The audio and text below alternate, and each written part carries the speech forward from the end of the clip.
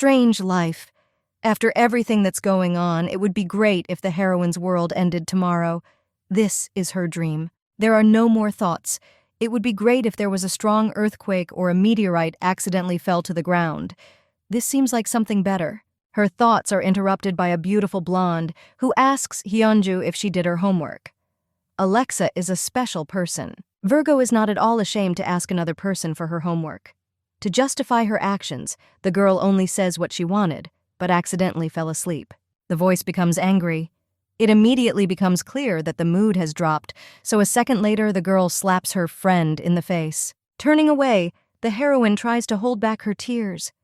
She is used to this attitude, even if she is accused of sleeping instead of doing assignments. According to Alexa, Hyunju is an irresponsible girl who can't even manage her time. Sometimes there are too many questions. The only irresponsible one is the blonde because she forces others to do all the work for her. Perhaps the girl was just arrogant and lost in reality. The interlocutor stares at the brunette, who does not understand. At first, the heroine screamed when Hen looked away during a conversation, but now she does the opposite. The next second, accessories from her pencil case fly at the beauty. She apologizes because her hand trembles, while a sly smile stretches on her lips, saying otherwise. A moment later, a lot of other things fly at the girl and hit her head. She doesn't understand why things happen this way. The brunette hates Alexa. This person is the most hated of all, although the others are no different either. The heroine hates all those who stand and watch, refusing to help. The words behind your back hit you in the head. Virgo brags about her weakness but cannot even defend herself. But then it's simply better to end everything that happened. What is happening is not immediately clear. The guys freeze just like the hands on a clock, and a beautiful woman appears in front of the heroine. The blonde stopped the attackers because she was tired of being bullied. She understood perfectly well that this was the only way. Grabbing her interlocutor's face with her hands, the girl laughs. No one thought that Hyunju was so stupid that she couldn't even do anything. After asking who the woman is, she introduces herself as Graine de Shaya. She had to hurry because it didn't seem like the brunette would be so stupid. The heroine managed to be born in such a weak shell, although something much better could have been chosen. Grain acts as if they have known each other for a long time. No longer able to withstand the pressure being applied, the girl breaks down, asking who the newcomer is. This is definitely not cosplay. Blinking her eyes in surprise, the blonde puts her hand to her mouth. She wants to say something, but realizes that she needs to come up with something. The heroine does not immediately find the power of speech, but still asks if the interlocutor knows who she is. Because even if it should be so, from her tirade, one can understand the opposite. Obviously, she really doesn't remember.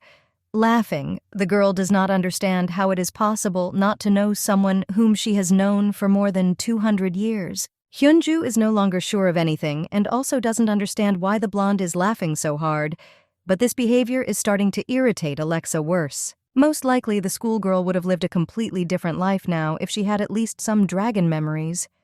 This did not happen. It's been a long time since Graina de Chila saw her youngest spirit, so things are changing now. I just want to tell you one secret, which also matters. Pointing her finger directly at the heroine's face, the woman quietly says that she will soon die. That's when she'll realize that things will be better for her in the future.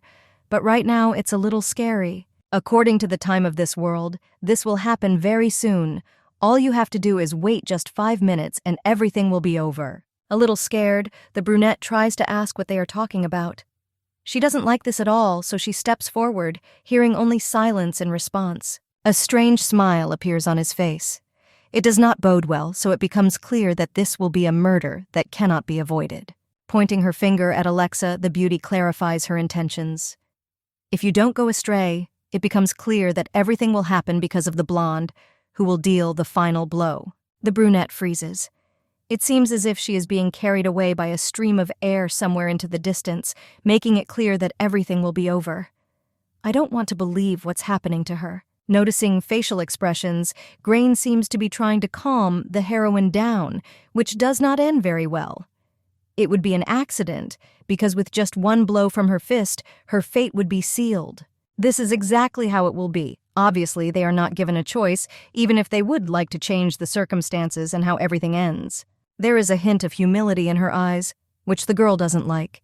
You can't give up, even if she was beaten all the time, and she resigned herself. In any case, this no longer applies to the dragon who leaves. Luck will be on the brunette's side, but no one knows anything else. The woman disappears, and with her the spell to stop time goes away, so noise and commotion begins to be heard around. People whisper, not quite understanding what just happened. The strange sensations are not going to leave the consciousness so quickly, still leaving a strange aftertaste. Everyone returned to normal, so now there was no silence around, and only a quiet voice that presses on the consciousness.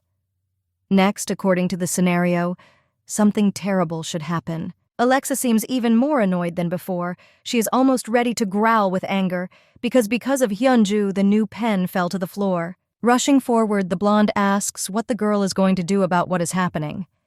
Obviously, she's not going to leave her alone. The screams are getting louder. A brunette is of no use, even if she is a person who automatically brings benefits. Others, of course, do not notice this and are not even going to do it. The gaze drops to the floor. The beauty wants to be appreciated according to her merits, but this will never happen. The end will come soon. Continuing to vilify the girl, the blonde notices that she is looking into her eyes with hostility, which is automatically prohibited. The heroine becomes scared. Each time she was incredibly scared because she didn't know what would happen after everything that happened. Hair, like skin, hurts due to being grabbed, but it's okay if the girl tries to defend herself. After words spoken and heard, she is not going to stand aside. The confrontation seemed to anger the blonde even more. She flares with madness and anger, trying to extend her second hand, which is stopped. Grabbing another hand, Hyunju stops it so that it cannot be harmed. This doesn't go well because she loses her mind and headbutts the brunette.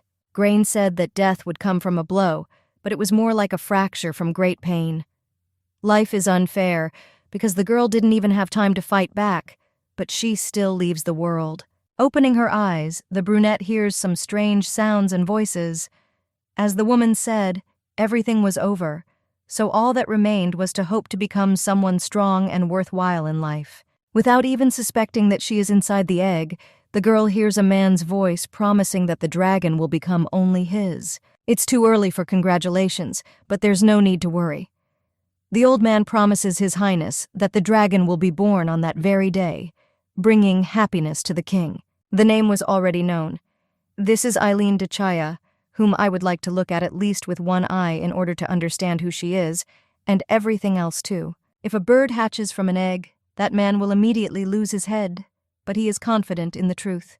If everything works out, the man will become a count. The words are interrupted mid-sentence as a bright light begins to emanate from the egg. It illuminates almost the entire large room. The hand reaches out to the shell, which falls off, revealing to the world a little girl with her eyes closed.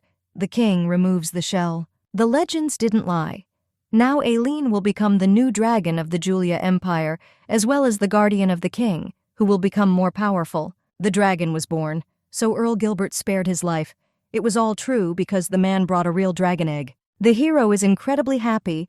It would be difficult to describe his pride and joy because now he had his own powerful dragon. Korean Hyunju is born again. This only means that a new life has begun. Hearing her name once again, the girl smiles because she likes it. That woman from a past life is perhaps a sister or acquaintance just because the last name is the same, as well as the species. They are both dragons. Life promises to be not so bad. Being loved by the royal dragon will be a great opportunity to become loved. Thoughts about a bright future are interrupted by a rumbling stomach. You don't even have to think about it to understand that the girl is very hungry. Everyone around was just talking about how much they loved Eileen, but now no one comes. The baby sits all alone. There is a brunette standing in the main hall of His Highness. Her name is Piat, she who is the daughter of Viscount Saltern. It is a great honor for her that the king called her, although she did not know why exactly. As it turned out after a few minutes, the king did not find anyone willing to look after the dragon. One can only hope that the girl will take care of him.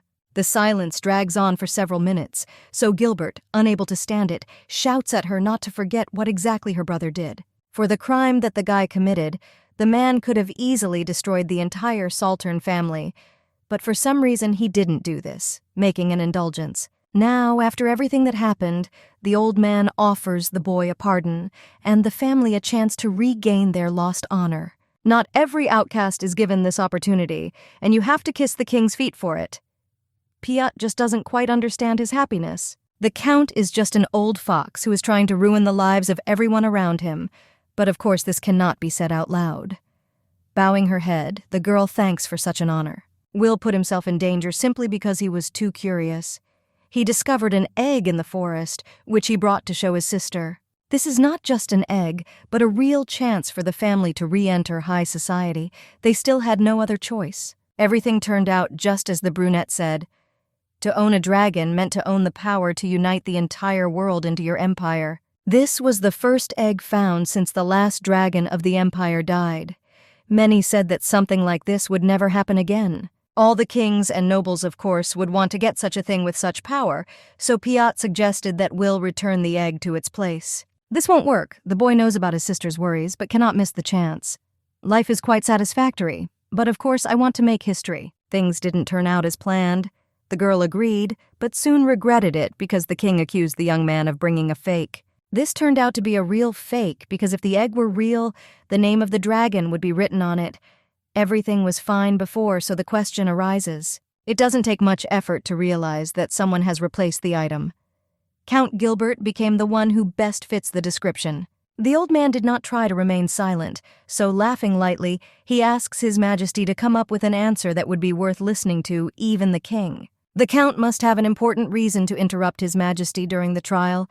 He holds out an egg that is definitely real. Smiling from ear to ear, the man asks not to listen to Will. Now that it is clear that he is a fraud, we can present the fact that Gilbert is right. The brunette turns around, noticing what lies in front of him. Tears involuntarily well up in his eyes because he cannot believe the sight he just saw. I want to cry. Now the honor of the family name will not save anything. This is the end of the Salterns because one of this family tried to deceive the ruler himself, who did not expect it. It wasn't worth the effort to guess what happened. Will went to prison and Gilbert was given the title of Duke after the Piot family fell. Blue Eyes thought that she would go to prison after her brother, who made a mistake, but the order turned out to be completely different. The honor of the family is very important, but of course not as much as the life of the heroine. So the brunette, of course, had no choice. Sitting down in a curtsy, the maiden once again thanks for the opportunity that awaited her. She will help the dragon until he grows up and begins to serve the king. A boy with blonde hair climbed into the crib to feed the dragon some fruit that he had cut himself. The baby stubbornly turns out to be causing the young man to lose interest. He doesn't understand what's wrong, but he thinks that the whole problem is hunger, which is not there. It is important for a child to eat a balanced diet, but if the girl does not eat fruit, she may want meat. Fried chicken appears in front of the baby. A sparkle appears in her eyes, which only indicates that she really wants this, so she opens her mouth. After a few seconds, there is a piece in the mouth that strives to get into the stomach. The blonde had been waiting for this for a very long time. While letting go of the food, the beauty tries not to cry. She could eat 2 of them, but without teeth, she can't even chew a piece. Tears well up in my eyes. Without teeth, she cannot eat anything, even if it was available before. Eric doesn't immediately understand what's wrong. Loud screams and children's crying are heard from the room, which notifies that something has happened, thereby attracting the attention of the maids. Jeslyn is the first to run up and picks up the prince in her arms. The dragon is dangerous, so you shouldn't go into the room where she lives. The baby's name is Eileen, but the only thing the prince doesn't understand is why she cries so much. Perhaps the chicken was too tasty. Ignoring the words spoken and crying, the woman says that it is too late. They should leave quickly, otherwise this will not end well. Piot remains in charge, despite the fact that he doesn't know what to do. Raising the dragon in her arms, she will change because she thought that she would be more terrible. The child cries, but the brunette remains lost in her thoughts. The blonde looks ordinary and not at all what was expected. Night fell, just like the end of the guard's shift. A guy in a dark cloak snuck into Eileen's room when she had already fallen asleep. Looking at the child, the hero grins. I can't believe they paid so much for him to kill this very thing. Opening her eyes, the little girl thinks that Piot has come to her, but she quickly realizes that it is a man with a blade, and she is in danger. Fear prevails, therefore, without controlling her capabilities.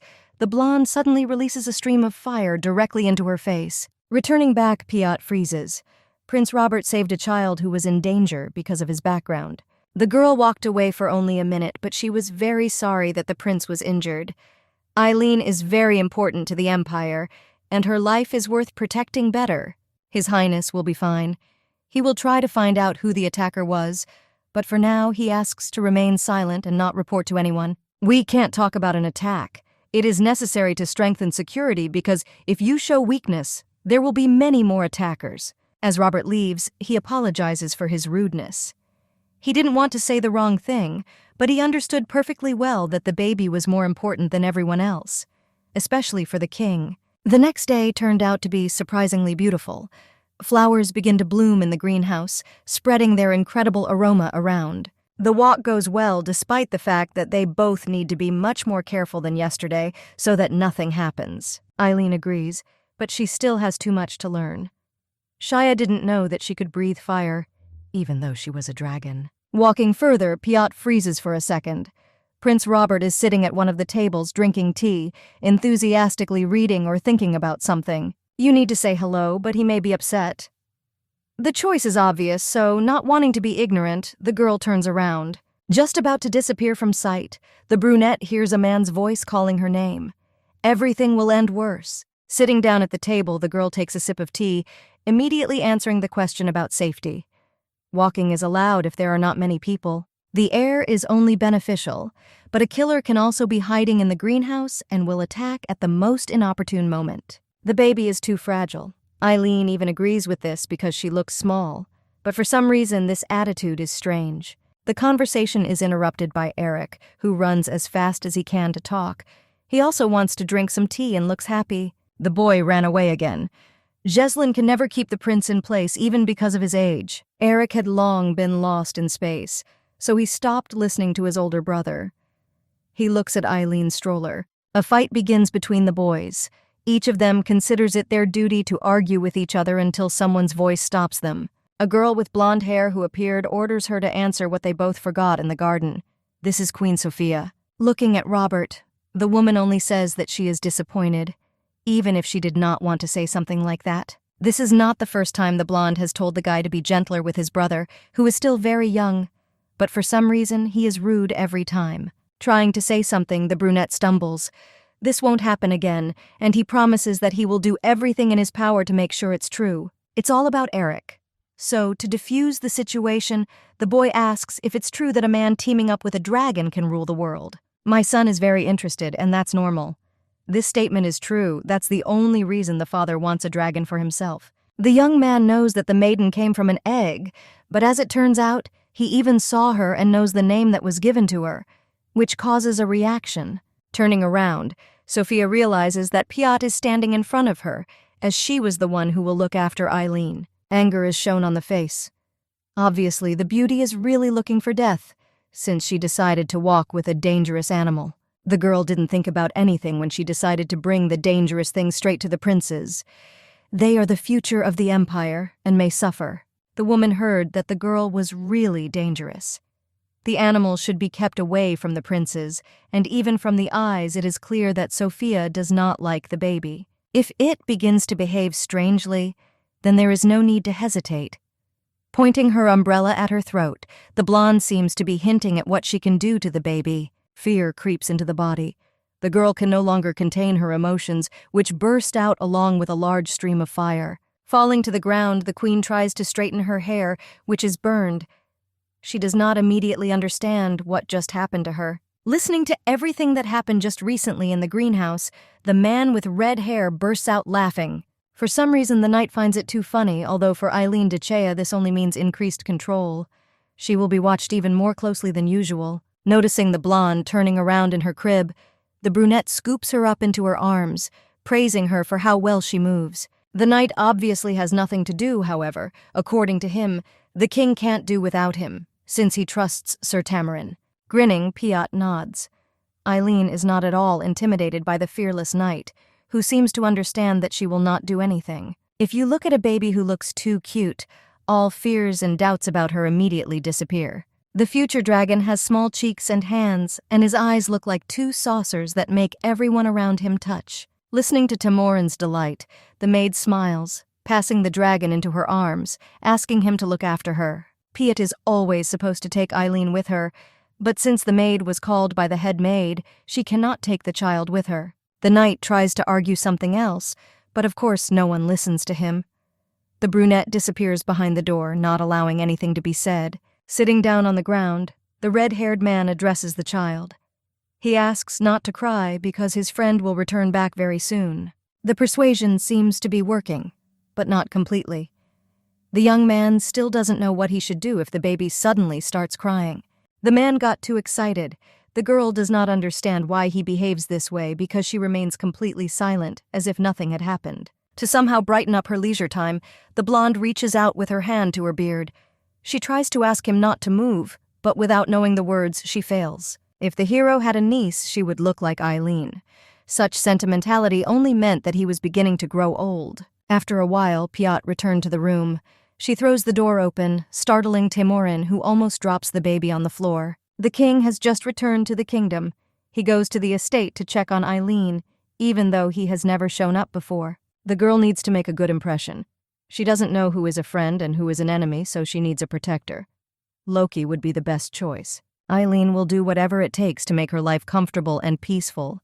This will definitely not happen like last time. Finishing with the preparation of the outfit, the maid smiles. The princess looks good, which means the king will be happy to see her. The girl was also given a gift. This is from Prince Eric, who, due to the queen's new orders, was unable to deliver it in person. The boy also asked that the girl call him brother next time. It is obvious that he wants her to become his sister, even if not his own. Piet looks excited about what is going to happen. According to her, the brooch will look just great, so she tries to wear it. Entering the room, the man is almost instantly embarrassed. According to the queen, this is it, but the baby is much cuter than expected. The man was talking to himself, but according to him, the child was growing much faster than expected. This is because she is a dragon. It still depends on the leisure time spent. The beauty plays a lot, eats well, and sleeps as if she were not a baby. Distracting the couple from the conversation, the blonde reaches forward with her arms. She looks into his eyes, calling the guy her dad. The brunette's face shows shock. Not expecting such a turn, he turns to ask if what he hears is true. It is. It is easiest for children to say mom or dad. According to the maid, this doesn't mean anything, so there's no point in worrying, even if it doesn't. Blushing a little, the man lowers his head. Perhaps he expected some other words, but in the end, he received what was intended. Piot starts ruining everything. The baby tried so hard to awaken parental love in the king, which was eventually dulled. It seems that the baby still likes the man, so taking her out of the stroller, the woman invites the king to hold her in his arms. It's better to tame a dragon while she's still young, so he takes the girl in his arms, remembering how he used to hold Robert and Eric in the same way. Hearing the word dad again, the young man smiles. This is not true, but it is much more difficult to say directly. Turning away, the man still doesn't let go of the baby, only asking Piot if everything is okay after everything that happened earlier. Wondering whether to tell the truth, the brunette lowers her head and announces that a killer has sneaked into the castle and tried to kill the dragon. The woman went to get milk for Eileen, so the heir saved the situation. He studied with the best teachers, which seemed quite normal. The killer and the customer were not caught because Robert killed him to save himself.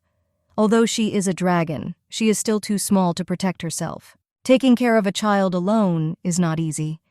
That is why the brunette promises to send someone to help to make things easier. The conversation about the fact that the king knows someone who could help is interrupted by Duke Gilbert.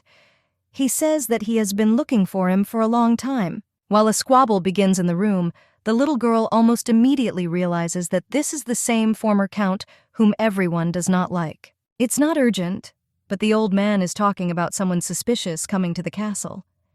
The man didn't even introduce himself. The man said that he came by order of the king, but he looks like he doesn't even have a home, so he lives anywhere and doesn't wash. So far, he hasn't been kicked out. All this is only because the seal on the invitation document looks like a real one. Loki doesn't really want to leave the child, but apparently he will have to do this in order to check on the one who arrived so abruptly with a good reason. Finally, the ruler allowed the tramp to enter the castle. The guards did not immediately believe what was said, but sighing, they simply let him inside. Smiling, the brunette goes inside. We need to look at the behavior of those who started all this, even if they are going to keep an eye on it. The seal was quickly checked. and there was no longer any doubt about the reality of what was happening. This is the same person. The king is the same person who sent the invitation letter, or even 5 letters, since he did not receive any response to the first one. Even the brunette himself admits that the man who arrived is quite interesting. His name is Kiwi, and he is the dragon tamer everyone has been waiting for. Not wanting to stand on ceremony, the man asks to get straight to the point, asking if they have a dragon. The Duke, as usual, intervenes, asking for respect. There's no point in interrupting. Kiwi simply didn't know who was standing in front of him and next to him, so he didn't immediately understand. Interrupting Duke Gilbert mid-sentence before he tries to ruin everything, the young man turns to the brown-haired man. Getting back to business again, the boy asks where they are keeping the dragon. Most likely, we can only hope that everything will work out. Frowning sharply, the king promises that he will say only later. He cannot trust some stranger who arrived at the palace even with an invitation. It does not make sense. Loki himself invited Kiwi, and now he is trying to conduct a test. Nothing will come of it at this rate, no matter how much you want it to happen. The guy has arrived to tame the dragon and make Julia's empire much stronger. These words can also be verified. The man still has a collar and leash that will allow him to tame the animal. The king's reaction leaves much to be desired. For a dragon, such attributes are nonsense. Now the baby is too young, but sooner or later this will not be avoided. This concludes the conversation. If Kiwi copes, he will be rich, but first he should take a shower so that the girl does not take on the smell. The room falls silent again. Piat, who was drawing something, fell asleep right in the chair, making the little girl want to have fun with the help of comics or something else. Life is quite peaceful, but what the child does is eat, sleep, and relieve himself. Even practicing with fire doesn't end on the best note. Eileen had already managed to release a stream of fire several times, but in the end, she never learned to control the impulses. Remembering how it all happened, the little girl understands that she was scared and angry. A hot flame appears in the throat and rushes out. The joy that everything is possible gives so many possibilities, but at the same time there is nowhere to release the fire. The dragon exhales directly at the ceiling.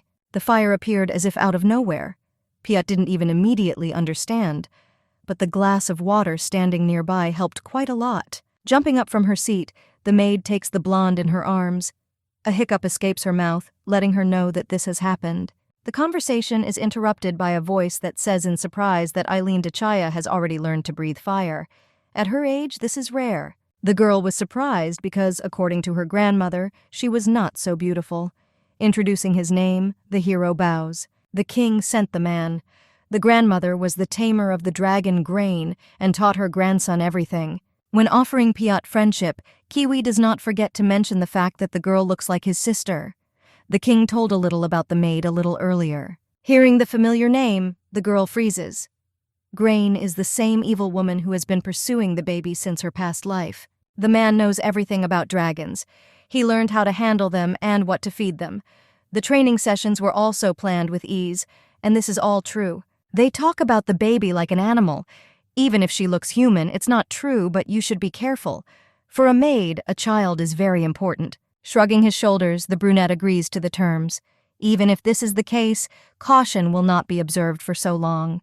Turning to his sister, the young man asks to take a closer look at the hairpin. She is a gift from Prince Eric. Trying to continue the conversation, Kiwi was interrupted mid-sentence by a boy who jumped out and attacked the stranger. This is Prince Eric, who, of course, has arrived to protect Eileen, considering the tamer to be the arsonist who caused the pogrom just recently. Without even giving him time to justify himself, the blonde lunges and hits Kiwi. He falls to the floor, not even trying to get up or harm the boy in any way. The next day, everything was fixed. All that remained was to begin training. But first, the man took up nutrition. The beauty's teeth began to grow, which meant that she could safely start eating baby food that was specially prepared for her. Piat left to report on yesterday, so it was just the two of them left. She doesn't like this kind of soup, so the blonde asks for something else. You can't drink milk all the time. Trying to persuade the baby to take at least a sip, the man asks not to be capricious. It doesn't look right, but the smell proves otherwise. The young man again asks to try at least 1 spoon. The girl, of course, fell for what she was asked to do. Piat returned very soon, but she was not expected to receive what was waiting for her. The smell in the room made me try to close my nose. Kiwi only praised Eileen, who so happily finished eating a full bowl of soup. The baby couldn't eat the snake soup, so the maid doesn't believe it, while the blonde begins to realize what exactly she was fed. This kind of food is for dragons, but perhaps Zaya is special. She closes her eyes and begs to be held, trying to calm her stomach. Dragons don't like many special foods, but each one is still pretty tasty. Examples are snakes, spider legs, and caterpillars. You don't have to eat this nasty thing, since animals are omnivores. You don't have to cook this every day, thereby almost forcing yourself. It all happened just for fun. In fact, this was not necessary, but the guy's sense of humor let him down a little. The only thing that is forbidden, and from which there is no turning back, is human flesh. The dragon shouldn't do this. Most likely the grandmother told the man about this, because similar things had happened before. Everyone behaves differently, so it's impossible to predict. Eileen's thoughts wandered to what might have happened earlier, but she was interrupted by asking if she wanted to sleep. The eyes actually began to slowly close. While this was happening, the beauty once again thought about why that dragon crossed the line and ate the man. That animal was somehow connected with the girl herself, or there was something else going on. I would like to know my fate in advance. The eyes open slowly. A sweet but painfully familiar voice continues to call Eileen, and then she sees a dragon in front of her. The baby doesn't understand anything, but she is immediately asked not to interrupt and to listen carefully to everything. The animal has the same name. The girl is the same heroine, only in a previous life. She again asks not to interrupt the tirade because what needs to be said is quite important. Looking herself in the eye, the woman asks if the child trusts people, which is quite obvious, because she lives with the king. The question about why you need to trust them echoes dully in your head. Memories of a man standing opposite a woman with a knife in his hand and apologizing also flash through my head. Lady Eileen is missing. Piat appeared before her eyes and worriedly asked if the girl had some kind of nightmare. The blonde quietly asks her to help. Picking her up in her arms, the maid instantly realizes that a fever has begun. The disease came out of nowhere. The baby lies on the bed, not even knowing that the king is sitting next to her, who is also worried about her condition. He asks to tell everything. The doctor had already been called, but to make it faster, Kiwi ran after him to the castle. This couldn't happen out of the blue. Perhaps this was due to the food the dragon ate. She was offered snake soup, which caused the man to get angry and hit Piat. Trying to object, the girl only mentions Kiwi, who did all this himself. To Loki, these are just empty excuses. No further conversation came out. A doctor and a handler appeared in the room and rushed to help. Even after a few minutes, the doctor could not say anything. He specializes in humans, not dragons, but even so he understands that the baby has indigestion. If this is so, then everyone is very lucky. It seemed to Loki that the problem might be something else, something much more serious. The dragon's health is incredibly important, but the brunette believes that the king is important too. He can't help but notice that the man is soaking wet. The words don't come right away. The guy was so confused when he heard that his daughter was sick that he came running in whatever clothes he was wearing. Strange feelings towards the baby began not so long ago. Parental love began to develop too quickly. His Highness doesn't even know when it all started, but most likely when the girl called him daddy. Now there is no way to return anything. After a while, everything fell into place.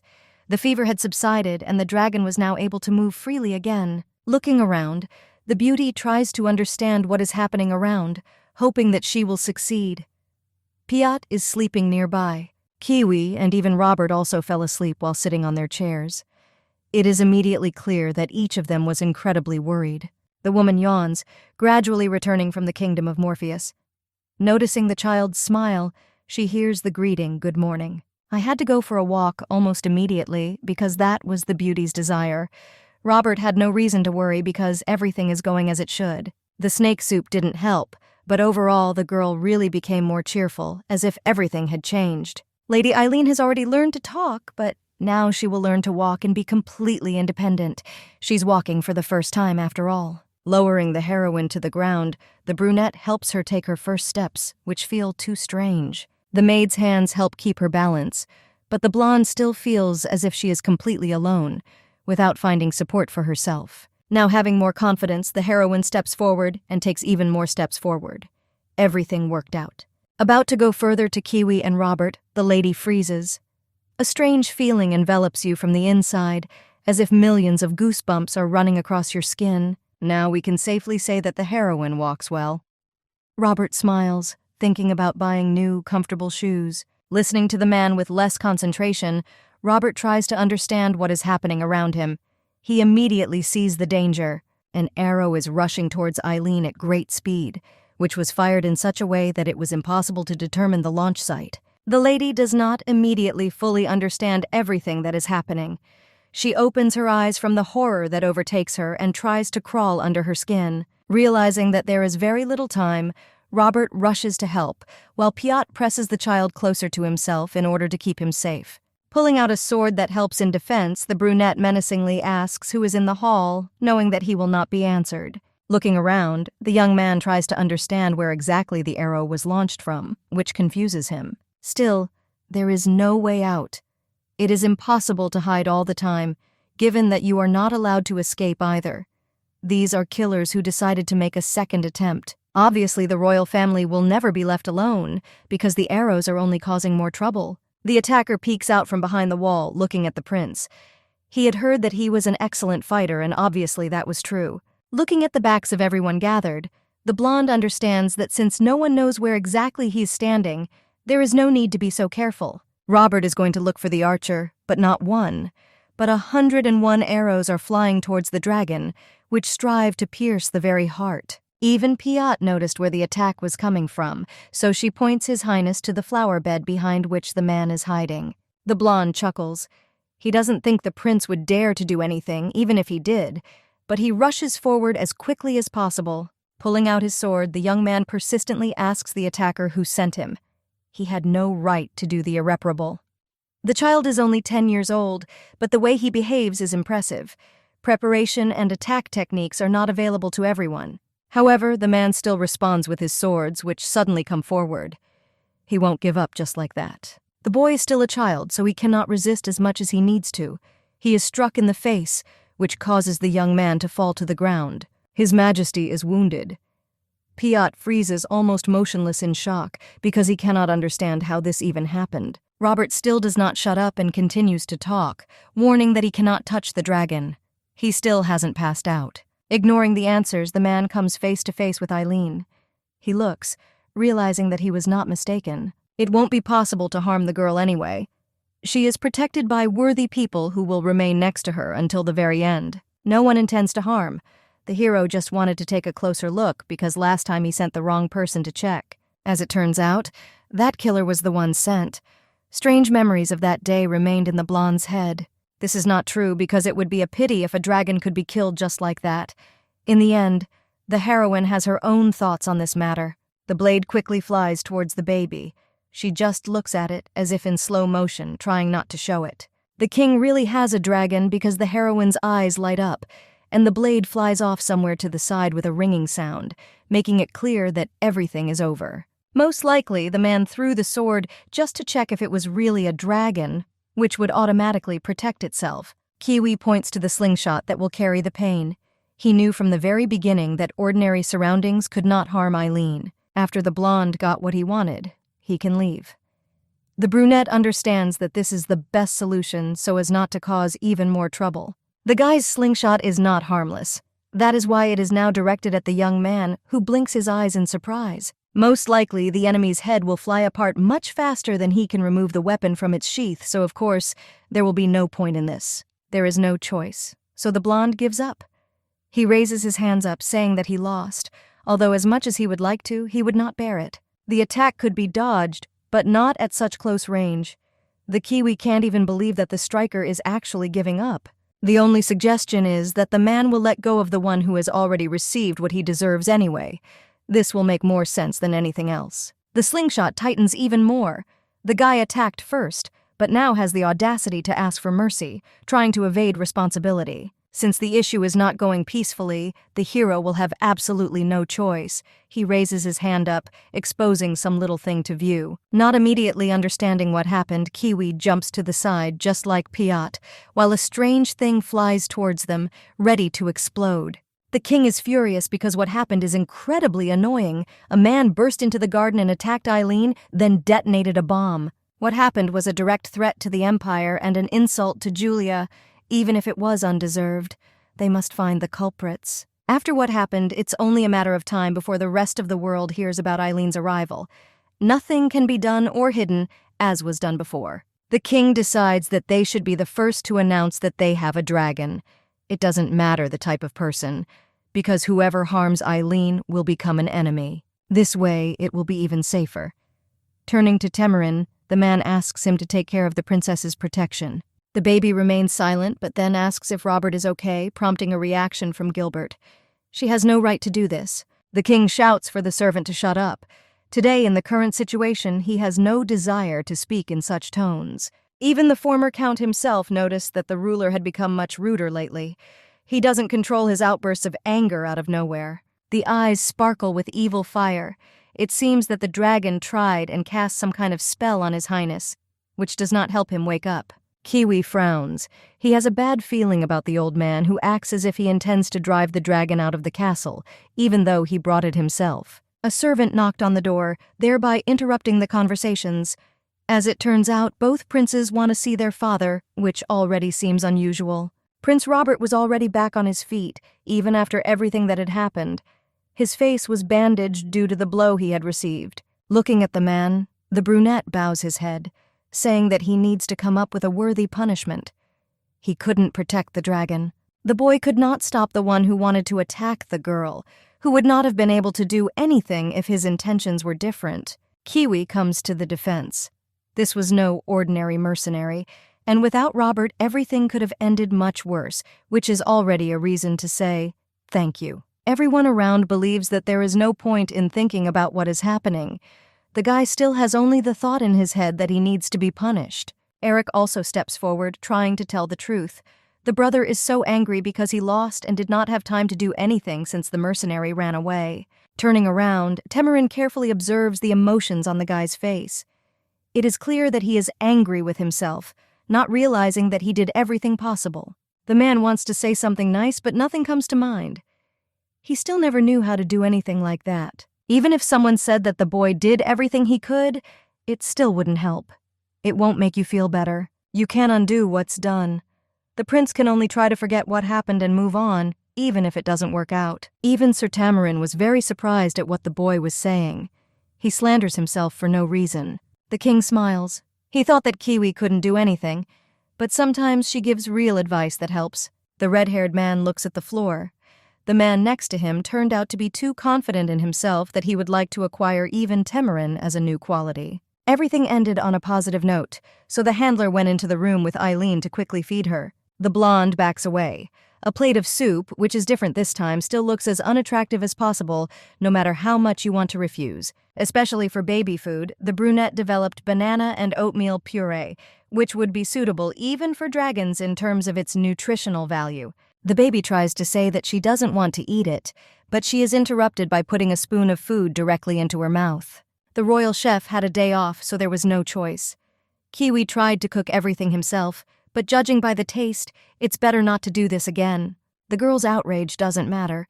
These two will now see each other quite often, despite their desire not to. Lord Tamer arrived in the room to take the child away. They were going for a walk, or he had arrived at Kiwi's. The man is not going to do anything because he has already received the task. He will need to protect the child at the cost of his own life. The blonde blinks her eyes. Obviously, she didn't expect such enthusiasm from someone like that. The man gives an overreaction that was not expected in this way. He obviously wants to make a good impression. After several tens of minutes, Eileen is fed. It's time to get up from the table, but my stomach is so full that it gets in the way. Kiwi is about to leave. Business is calling, so he asks the knight to look after the girl until he returns back to the castle. The man promises that he will protect the dragon, calling the guy master. The appeal remained exactly the same, even after time. Smiling goodbye, the young man asks to simply call him by name, without adding status, which is of no use here. Lighting up with joy, the young man says that this is a great honor for him. He is incredibly happy that he was entrusted with the protection of the child. The face lights up red. By saying this out loud, the knight only says that the man is truly a delightful person. The blonde's face shows disgust. She doesn't understand why the hero suddenly has such strange feelings towards a person like Kiwi.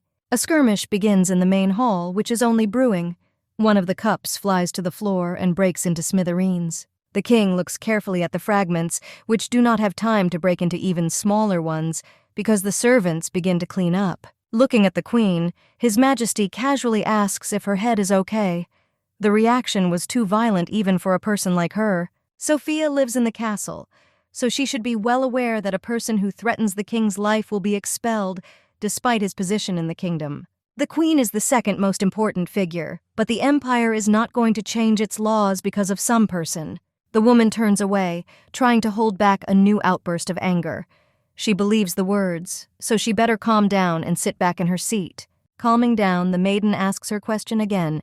She wants to know why Tamarin was sent to the dragon and what the king's intentions are. The conversation shows no progress. Even the very meaning of true intentions can be designated differently for each person, regardless of status. The girl frowns. She was not going to put pressure, but she was forced, because it seems that the forces are being transferred to Robert, forgetting Eric. Robert appeared in the conversation completely by accident. The knight was sent to the estate only to protect Eileen, who is still too young. The dragon has no right to ask for protection. This is a creature that breathes fire. It will not die even if it receives a blow from a sword that does not harm. By smiling, the king only shows his bad side. He cannot feel sympathy for a person with such narrow thinking. A man is the king of his country. He doesn't need anyone's permission, even if it's his own wife who's pushing ahead. The woman tries to object. She still hasn't come to her senses, since she's trying so persistently to prevent what happened. These are educational problems. According to the brunette, people from Sophia's family overtook the country, and that's when she became the new queen. The stick bends down, making it clear that everything will end soon. This is a well-known fact, which is also confirmed by what happened before. The queen threatening the king is not the best expression. She should keep her mouth shut to save herself. About to finally end the boring conversation, which only weighs on his consciousness, the man asks the girl to shut up once again. If the words are not heard, the hero will remove the second Prince Eric from the heirs to the throne, once and for all, thereby deciding his fate. Queen Sophia is a person who is quite specific in nature. She did not intend to go to the bitter end, but that is exactly what happened to her. As soon as the girl became queen, rumors around her did not stop for several years. Now the lady is already an aristocrat and a highly placed person, but before she was only a maid of the former queen. After the girl ascended the throne immediately after her mistress, a lot of doubts arose, so they scattered around, making it difficult to exist. Someone said that the former ruler died from a spell, and someone said that it was all the fault of the poison that was added to her. Ultimately, even if the nobility did not understand what exactly happened, they all as one suspected Sophia, who was closest to the person who suffered. No one dared to disturb the new queen anyway, so only rumors remained that the Andrea family, to which she belonged, helped her. First, the blonde tried to get her hands on Loki, and then they got Eric. As soon as this happened, the maiden took a knife in her hands. Repression began because the beauty mercilessly killed everyone who spread rumors or protested against the fact that she ascended the throne.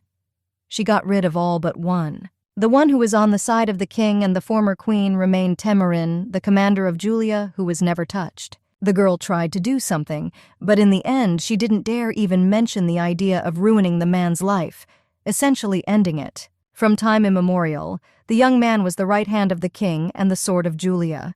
He pretended to be good just to carry out his rescue plan. Even after a while, the red-haired man remained an eyesore, but then he played the role of the destroyer of the relationship between Loki and Sophia. During the time the queen ascended the throne, the knight brought news of more and more mistakes that the princess made again and again. In order to somehow support his words, the young man also constantly brought evidence of corruption of the Andrea family, to which the woman belonged. After everything that happened, the king was disappointed in his chosen one once and for all. They stopped meeting so much and feeling love. Eventually, Loki couldn't take it anymore. The actions seemed terrible to him, so he tried to destroy the entire family of the Virgin, including her relatives and friends. The girl could not resist the force that struck as if from nowhere. They even killed Sophia's father, Prince Cohen, who was engaged in illegal activities. All that remained with the woman was just a good shell called Queen, against whom they could not raise a hand or bring charges. In the end, it turned out that everything was not so bad. The mother had a child named Eric, who was the only blood relative who was never killed. The girl understood that there was no choice left. Mistakes from the past cannot be corrected, and people who were killed cannot be brought back, even if it has had a great impact. After what happened, the heroine vowed that she would protect her son at all costs. He deserves all the best, so he will never suffer. Now the blonde sits silently and looks at Loki, who burns a hole in her with his gaze. She understands that everything is lost. The man repeats that he will remove Eric from the heirs, which makes the queen shrink once again after everything she has heard. There is no choice, so all that remains is to obey and try to be quiet and obedient, just so as not to fly out of the palace. The woman knows her husband quite well. If he swears about something like that, then it's the truth. But it's enough. The boy is not to blame for anything, no matter how much he would like to change it, but it is worth speaking out against Loki's methods. This is true because the son did nothing, but the queen hates Robert very much, so this will only be in revenge. The girl turns away, stuttering. She cannot find the right words, deciding to simply listen to what is said. Of course, the brunette is not going to criticize his wife, because lately the struggle for power has been like this, but now everything has only worsened. The queen understands perfectly well what exactly is being said, but cannot decide whether she should listen or simply ignore it. Still bowing her head, the lady asks to forgive her because of her rashness, which ruined everything. She is about to leave. Rising from her seat, the woman promises that they will see each other one more time, but she is stopped almost immediately. The blonde stops, only hearing out of the corner of her ear about the dragon, which was mentioned in their conversations quite recently. The baby's name is Eileen. They should not be treated randomly, even if they have some kind of hostility towards animals. Unable to withstand the pressure, the maiden almost runs out of the hall, slamming the doors behind her. They will see each other again. But next time, she will prepare better. Loki sighs, leaning back in his chair. Because of a woman who ruins everything, a man begins to get pretty tired, realizing that this is difficult. Mr. Tamarin arrived at the dragon's room. He wonders if Kiwi is here now, who ended up disappearing again without warning. Smiling awkwardly, the man only says that the gentleman asked to bring something last night and did it so desperately that everything became clear. It's strange that the guy asked for help. Judging by his character, he would never, ever do something like that if there was no need. Obviously, Tamarin is trusted. He even specifically asked to keep the contents of the bottle secret, which they brought for inspection in order to receive it. Promises, of course, are important. But in order not to be confused, the maiden asks if the man has forgotten about the walk with Eileen. Asking the lady's preferences, Piot only hears that the baby would like to visit the highest place in the castle. Tamarin thinks about it. Within a few seconds, he gives the answer, because this place is called the 1,000-Year Room. Laughter echoes throughout the room. The child does not fully understand what exactly we are talking about, so he strives to agree to go to such a place. Even the maid herself knows what exactly this place is, because it is a prison for criminals who have killed. Trying to avoid the girl's murderous gaze, the young man backs away, saying in his defense that there are the most beautiful views that can be found. Another crazy idea comes to mind. The dragon room is where the males fight, and there is a lot to see with your own eyes. Descending closer to Eileen, the red-haired man tries to cheer her up, setting her on the right path. They can go there. You can tell by the blonde's face that she's not happy. They are not going to go there, so they select some other place. Walking out into the hallway to go for a walk just around the neighborhood, the couple hears loud swearing, literally a few meters away from them. Looking closer, it is immediately clear that this is Mrs. Sylvia and Kiwi, who will not shut up, definitely trying to share something. Tamarin doesn't know what exactly they didn't share, but it's better to stop those who are about to get into a fight so as not to get into trouble. At this rate, one of them might get hurt, and obviously it will be Kiwi who gets pushed aside. Noticing that things are taking a turn for the worse, the red-haired man rushes forward, shouting the man's name. He understands that he must save him. Something strange is happening in the castle because the corridor is completely empty.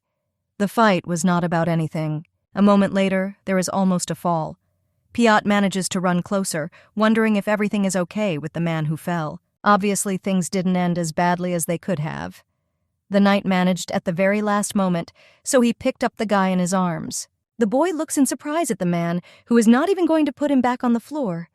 Silence hangs in the hall. Asking if everything is okay, the young man receives a rather dry answer that does not fit at all. Finally finding himself on the ground, Mr. Kiwi tries to avoid the interrogation that is being arranged for him. It's difficult to explain the situation in a nutshell. Pointing to the man, Sylvia orders his arrest because he threatened, ordering him to give up the Queen's comb. This is not a threat, because the young man has already repeated more than once that he received permission from His Majesty. The words were true. First of all, you should calm down. Such things can be discussed somewhere in the yard or in a room, but not in the corridor where anyone could notice them. The warnings were not in vain, because somehow the Queen found herself in the corridor, who almost immediately demanded an explanation. Eileen knows this won't end well. You don't want to get involved with such a person, because she won't take the side of the truth. Sylvia complains in tears that the tramp has come to take the Empress's thing, even if he received the King's permission. Obviously, with Loki's permission, you need to do whatever you want and just remain silent. What the Queen said silences me. Not intending to give up, the man realizes that they both knew and did not give the item away on purpose in order to get into trouble. Nobody takes Sophia seriously, but now even commoners despise her for literally nothing. The young man cannot control his thoughts. You need to ask for mercy and not behave in such a way as to only further aggravate your situation. The hero doesn't give up. He did not try to take away or steal because he just asked to give what the king asked for. Unable to withstand Kiwi's pressure and character, the Queen orders him to shut up. Bad lights flash in the eyes. The young man will come to his senses only when he gets what he deserves. Closing her fan, the lady slaps them in the face, expecting him to stop bickering. Just because His Majesty treated his master well does not mean that everything is allowed to him. Unfortunately, it doesn't work that way. Kiwi cannot answer the Queen because of his status, because otherwise he would simply be killed. He cowers to take the blow. Lord Tamarin could no longer stand the abuse he was forced to witness. He comes between the two. Queen Sophia must understand her mistakes, but this does not change anything. The Lord allowed us to do just that. The Emperor did not allow his people to be mocked, so the young man could no longer stand and simply look at what was happening around him. Even during the time of Queen Nobalis, he was against Sophia, but this is not true.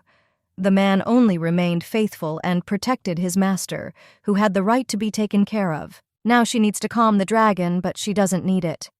Jumping forward, the baby clings to the woman's hand with her teeth. The dragon doesn't try to hold back because whoever hurt Kiwi has the right to get what he deserves no matter what. Trying to wave her arms, the blonde begs to unhook the terrible animal, which is only in the way, from her. Looking at what is happening, the man persistently asks his friend to leave this place. He can figure out the rest on his own. That's exactly how it ended. The Queen, again, becoming impartial, just wanted to close her eyes to what was happening. The only thing that worried the beauty was that she would become a topic of conversation among the aristocrats who would not let up. It was all over relatively quickly, even for Shaya. She had a fight with the ruler, so she didn't want to get a lot of attention. As if it were impossible to notice, since then Kiwi has become strange.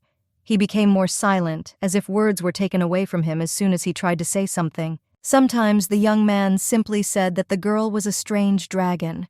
According to her, there was something definitely wrong with her. For some reason, the beauty then rushed forward to save the tamer, but she also does not remember anything from her past life. Of course the child remembered her past life, but only about the time when she was Hyunju. The answer always remained the same, and it was a firm no, which made the girl think about the suspicions that her friend saw. Trying to get the dragon, the brunette tried to let out her true insides and anger, which was very mixed. Each time the little girl didn't even get angry, which was considered abnormal, because the young man tried very hard to make her angry. The girl always remained sweet and kind, without betraying any emotions that could have been noticeable almost immediately, like the last 2 times. A smile lights up Kiwi's face. He reiterates that the child is too cute, so it is impossible to be angry with her, under any circumstances. Raising the mirror that lies on the table, the blonde looks at her reflection. Come to think of it, she had never looked at herself in the mirror. Remembering the details of what happened, the young man reminds her that it is possible to start a small fire. After trying, you should look at your eyes. The girl carefully examines her golden eyes, which literally sparkle in the sun like stones. Realizing that there is no escape from this, the beauty releases light steam, and then fire, which illuminates her face. After this, the child hurries to the mirror, noticing that his eyes have become bright red. They are usually a different color, but as usual, they change every time. The color red means only one thing. Virgo is too emotional, or she is very angry and irritated, which shows her emotions. The darker the color of the eye shell, the more uncontrollable the girl becomes, and no matter how hard she tries, nothing will work. Looking away, the blonde listens to Kiwi's theories about why she forgot her past life. Usually this happens, but only the original image changes and not the consciousness itself. In addition to all this, the baby helped a person who is not her owner, which is even stranger. The man is grateful, but it's still strange. There is not much information left in the notebook that the grandmother handed over, only about the dragon of the Philia Empire, which disappeared, and the dragon that disappeared after killing its master and burning everything in its path. There were very few survivors at that time, so no further details are available. I would like to know more. There was no doubt that the maiden hated people in her past life. That's why the man is so careful, even if he remembers that his girlfriend saved him. Raising a finger, the blonde swears that she won't say anything, even if it contradicts the present. Smiling, the guy laughs. The baby definitely didn't learn this from him, but it's still worth believing so as not to disappoint. Turning away, the brunette thinks. There are too many thoughts in his head that give him absolutely no rest. The only thing that attracts attention is a knock coming from behind the door. Someone wanted to interrupt the conversation about Eileen's past. Piat enters the room. She apologizes, but why she had to come is urgent. The man jumps up from his seat. The first thing that comes to mind is the order that was issued from afar to catch him because of the incident with the queen. If this were so, the soldiers would come, but the matter is still not clear. The emperor is looking for a maiden, so he urgently asks to go to his office. They weren't called into the office because of the queen, which already lifts the mood a little, but doesn't make it better in any way. The maids standing near the entrance smile happily, allowing the couple to go inside. They say that the king is already tired of waiting. Opening the door, the brunette again thinks about what His Highness needed so urgently. He had never behaved like this before. A tall blonde man stands in the room. This is the person who most likely attacked in the greenhouse. Eileen looks at the handsome guy with interest, almost with his mouth open, while Kiwi tries to digest the meeting. Bowing, the young man says that he heard about the two of them from the emperor. His name is Theodore, and as we now know, he is a prince from the kingdom of Pan. The girl asks again with interest. Due to her young age, she does not know even half of the things that she is constantly obliged to ask. Smiling, the blonde asks him to take good care of himself, not intending to answer the question posed. It shows that something is wrong here. Looking into the girl's eyes, the prince says that he would like to get closer to her. He tries to say something, but everything is already in a fog. Opening her mouth in surprise, the little girl blinks her eyes. It seems that princes in the kingdom of Pan are chosen based on their face and overall appearance. Bending his knee and extending his hand, the man invites them to travel together to the kingdom from which he came. This sounds more like a non-suggestion. The little girl blinks her eyes. The color never changes, even though it would normally irritate her. It's strange to realize, but it's definitely difficult to refuse such a person, even if you really want to. Extending a sweeter smile, Theodore reminds them that everything will be done by mutual consent. He doesn't want to drag anyone there by force. The king, who has been sitting behind the documents all this time, forces the guy to shut up. You cannot approach the child without his permission, even with such jokes. The brunette allowed the meeting only because the young man came and put on a show, hinting that he would tell the enemy country about Eileen if he did not show her. After all, it's worth moderating your ardor. Still, returning to the conversation, the hero says that the kingdom of Pan is connected with the recent case of a murderer who was sent. Everything turns exactly in the wrong direction, but changing the subject again, the blonde only says that he found out about the dragon by accident and came to verify the rumors. Even if it were true, it wouldn't mean anything. The prince would never admit to sending the hitman. They say that no one has captured the lady yet, so Theodore is going to be the first to do it. He chooses this path. The girl backs away. She seems petrified and cannot do too much or say anything, but they continue to put pressure on her. Clenching his fists, His Majesty forces the young man to close his mouth and keep his head down. The show that goes on makes him angry. Graceful statements are the strong and, at the same time, weak side of the blonde. He does not dare try to contradict the king himself. It seems that everyone around him is incredibly angry, so the prince is about to leave, finally only noticing Kiwi's angry look. Just about to go out the door, Theodore turns to Eileen, who, as if spellbound by the bright light, looks at the guest. The hero looks forward to their next meeting. Once he was sure that the kingdom had a dragon, he could wait. There is silence in the room because no one knows what to say to such outbursts from Theodore. Unable to stand it any longer, the king orders everyone to quickly get away, leaving only Eileen. Kiwi, unhappy with this arrangement, still says goodbye, leaving the office faster than everyone else. The girl is once again convinced that something is wrong with the tamer. She would like to ask, but won't. The man is no longer his usual self. Perhaps they know the prince who arrived and they have grievances. His thoughts are interrupted by His Majesty, who extends his hand. He calls the girl to come closer to him. Picking up the blonde in his arms, the brunette carefully examines her face, thinking about what he wants to say. Making big eyes, the dragon innocently asks if everything is okay. She's trying to gain confidence. Still continuing to remain silent, the ruler is only in his head that the prince from the Pan Empire will not give the princess into the hands. Assuring that everything is fine, the young man only asks to stay a little longer and be in the same office with him. Theodore was placed in one of the guest rooms where the ruler placed him. They haven't seen Kiwi for a very long time.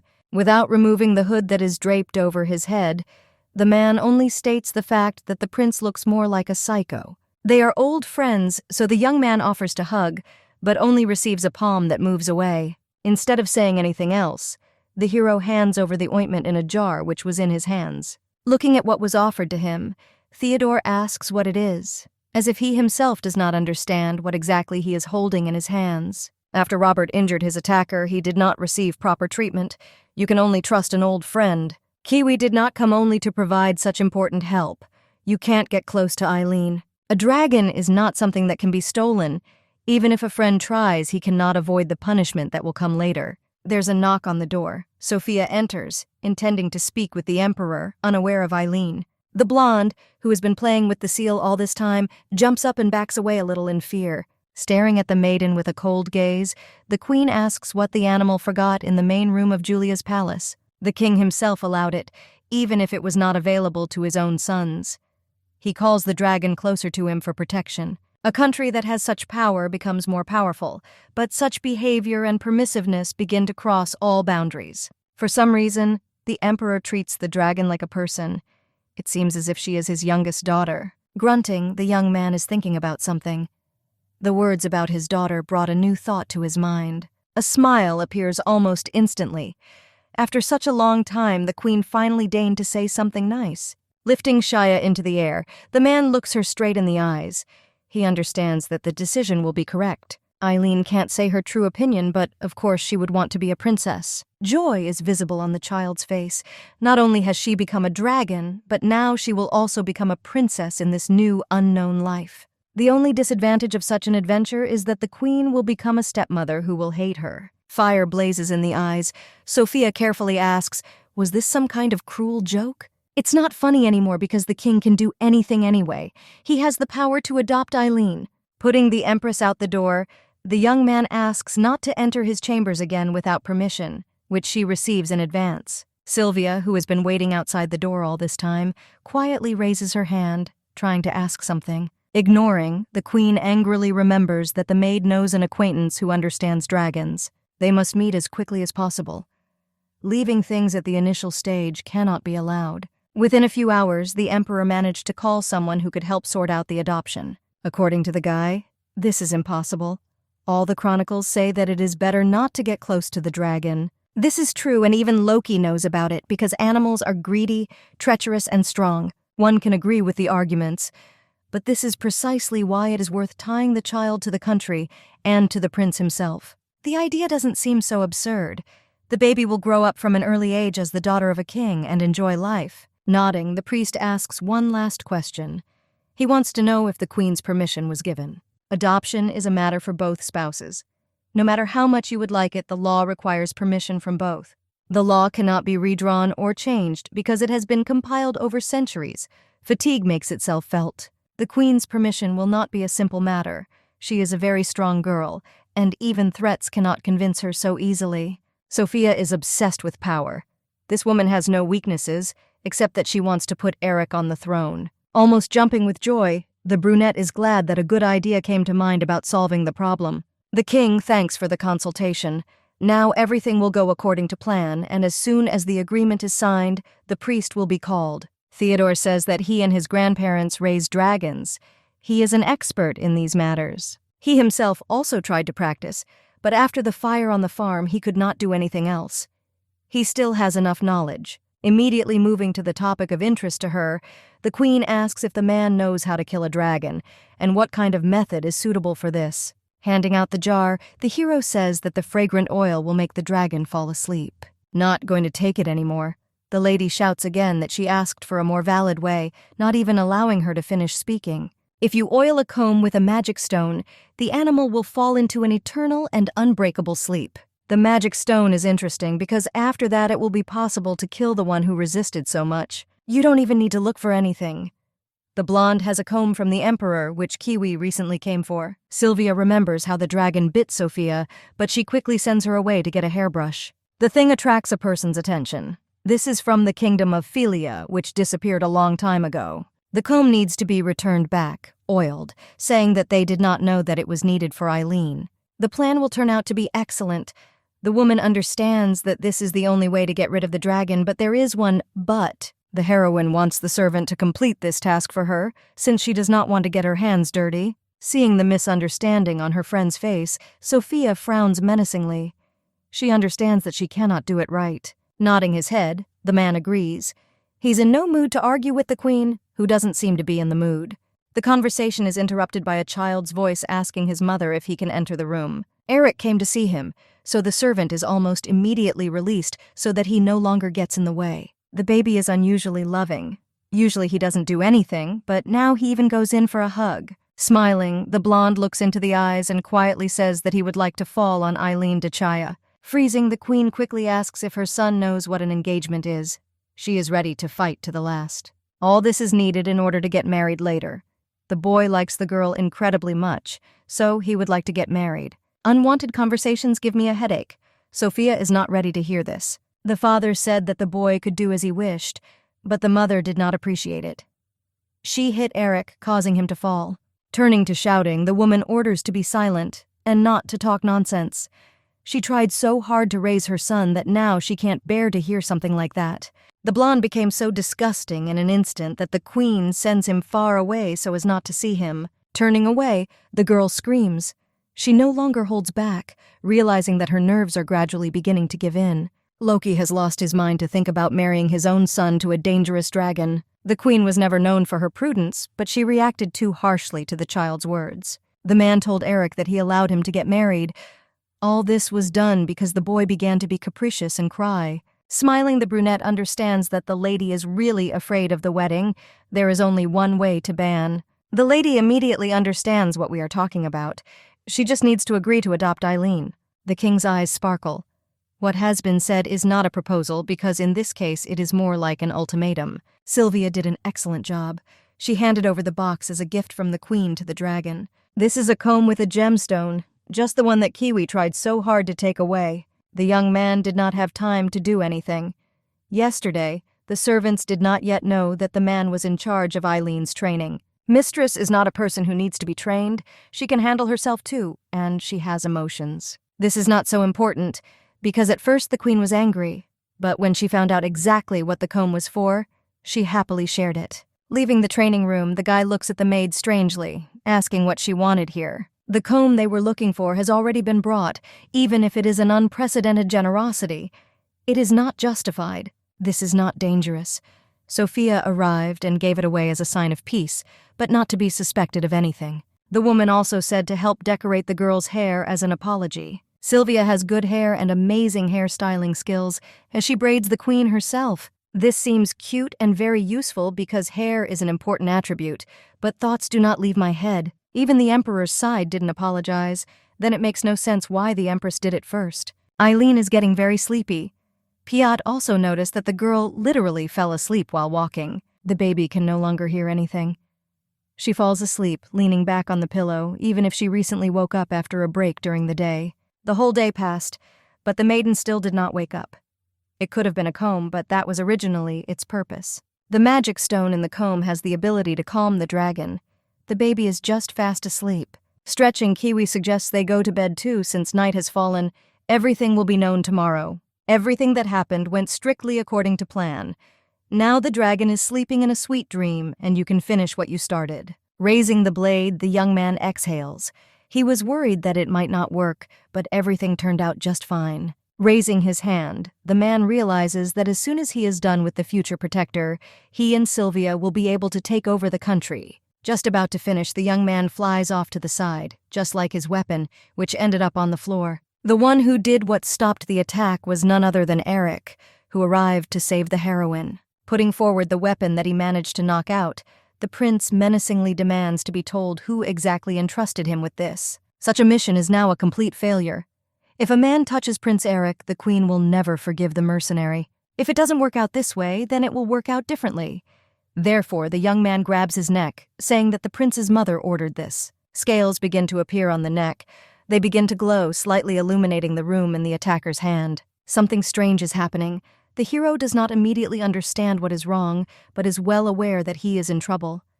The dragon's neck becomes too hard to squeeze. Eric is about to rush, but then his eyes open and light up scarlet.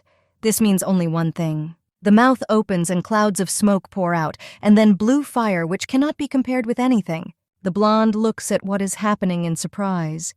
He is not at all frightened, but rather shocked by the speed of events. The next day, everyone was actively discussing that the man's body was completely burned, and it was the dragon who did it. The queen, who has only just woken up, asks if Sylvia has heard about Tofi.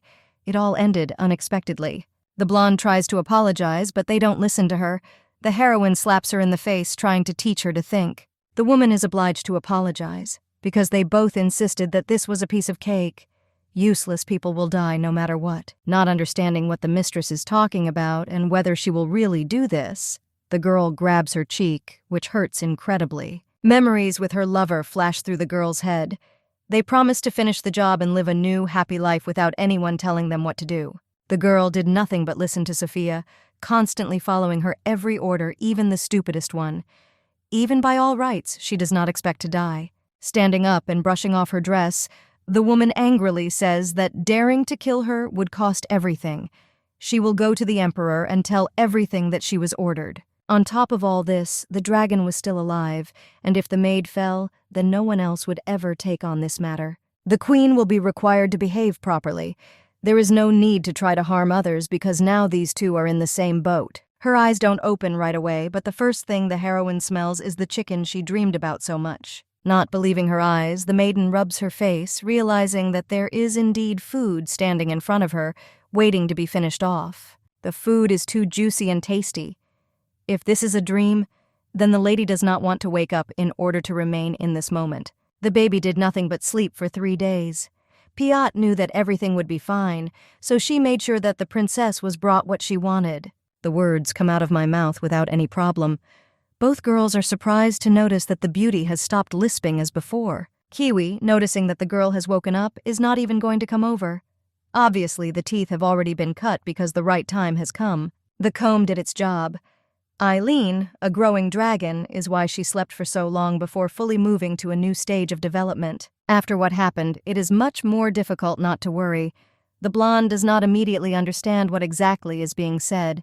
The emperor arrived as soon as he learned that the princess had awakened. It's time to move on. Grabbing the child in his arms, the young man talks about how much he missed him. The sleep was sound, but quite good, which affected. The man came running almost as soon as the lady woke up, even abandoning his work. He values those he holds in his arms. Raising the beauty, even the king notices that she now speaks well. They have 2 good news. The first and best news is that the adoption process will be completed tomorrow. All that remains is to take an oath and put a seal. Smiling, the emperor waits for the girl to call him daddy, as she did before when she was younger. Sophia, who appeared out of nowhere, chuckles. This is not a family, because before they even put a seal on it, they began to pretend to be. Looking at the girl, the brunette says that she will become a mother tomorrow, so it's worth trying. This is all in jest. The woman will indeed become a stepmother, but there is no need to have any illusions. A lady must undergo full training to become a princess. Realizing that the situation is starting to get very tense, the man orders Piat to return back to her place. Eileen's training will take time, but Sylvia, who is well aware of the etiquette and rules of the palace, will do it. Almost crying, the girl says that she likes Piot better. The other maid looks strange and behaves inappropriately. The queen's words are true. When a lady becomes a princess, there will be dissatisfied people, and they need to be silenced by being well prepared. There is no choice left, since the condition for adoption was that Sylvia would be the one who would teach the dragon everything. It is impossible to believe that the man who looked after the baby from the very beginning has now been rejected. Piot was not just a nanny, but almost a mother who cared about her more than anyone else. She doesn't want to leave. Sitting down on the ground, the blonde bursts into tears, just remembering the face of Piot, whom she would miss very much. The maid tries to calm down the beauty, who gets a headache from crying too much. She doesn't want to be a princess. If the girl is removed from her position, the lady will refuse to be a princess or will leave altogether and not serve as a dragon. The baby ran away, followed by the maid. Now it became unclear what should be done if Eileen herself does not want to become a princess. Then you can continue the adoption process. This answer is unexpected because the virgin will not put a seal. The condition is very easy to correct a little. Piot and Sylvia can be equals, continuing to train the dragon the way they want. Eric, who arrived at his friend's room to check on her, stumbled upon the maid. He didn't immediately understand why she was here. Trying to be as polite as possible, the beauty says that she will become a teacher for Eileen who needs it. The prince lowers his head. Remembering everything that happened, the boy realizes that a maiden serving his mother is not the best choice. Clenching his fists, the young man asks to treat the dragon well. He likes her very much, so he will do whatever he can to save the situation. The young man likes the baby so much that he intends to marry her. He doesn't imagine the future, but he wants it to happen. Pink dreams are interrupted. It will be very difficult to do something like this because in a day the baby will become a princess, his sister. You cannot marry your sister, even if she is a stepsister. The rules are quite strict, and even members of the royal family have no choice. Trying to set Eric up correctly, the woman says that everything can be changed. He will become the one who rules the laws. After a while, everything happened as planned. The baby has officially become Eileen de Chaya Aber. The queen did not even wait until the last part of the ceremony was over. And after hearing what she heard, she simply ran away, feeling angry. There is no need to worry about Sophia. Even with her character, nothing will come of it because the lady is now a princess, so the king will protect her. Piot also remains in his place. She and Sylvia will take care of the dragon and will never leave her. These are the new conditions. Just about to leave the clearing near the gazebo, the king freezes because a blonde boy crashes into him. Grabbing his head, the man tries to cope with unexpected pain in the knee area on the other side. Someone dared to attack the emperor, but it soon became clear that it was just Eric who had lost all his spirits. Almost screaming with anger, the blonde asks why his father adopted Eileen. He had completely different plans. A man does what he wants. He himself said that he could get married, but he did the opposite and then slapped him in the face. Picking up the child, Loki orders him to be taken back to the castle. He did this because sometimes Eric doesn't understand what he's doing. Kicking, the young man finally finds himself on the ground. He tries to get out, screaming to be let go. Not intending to listen to anything else, the boy grabs Eileen by the hand and runs wherever his eyes look, just further away. Stopping next to some bushes, the guy takes a breath. The girl quietly asks if everything is okay, a little worried. The hero really likes his friend, but for some reason everyone around him says that it is impossible to marry her. It's frustrating. The friend really likes the child. They should be together, but now it's still impossible because they weren't given a choice. Accepting the hand of his interlocutor, the hero promises that in the future he will definitely become the new king.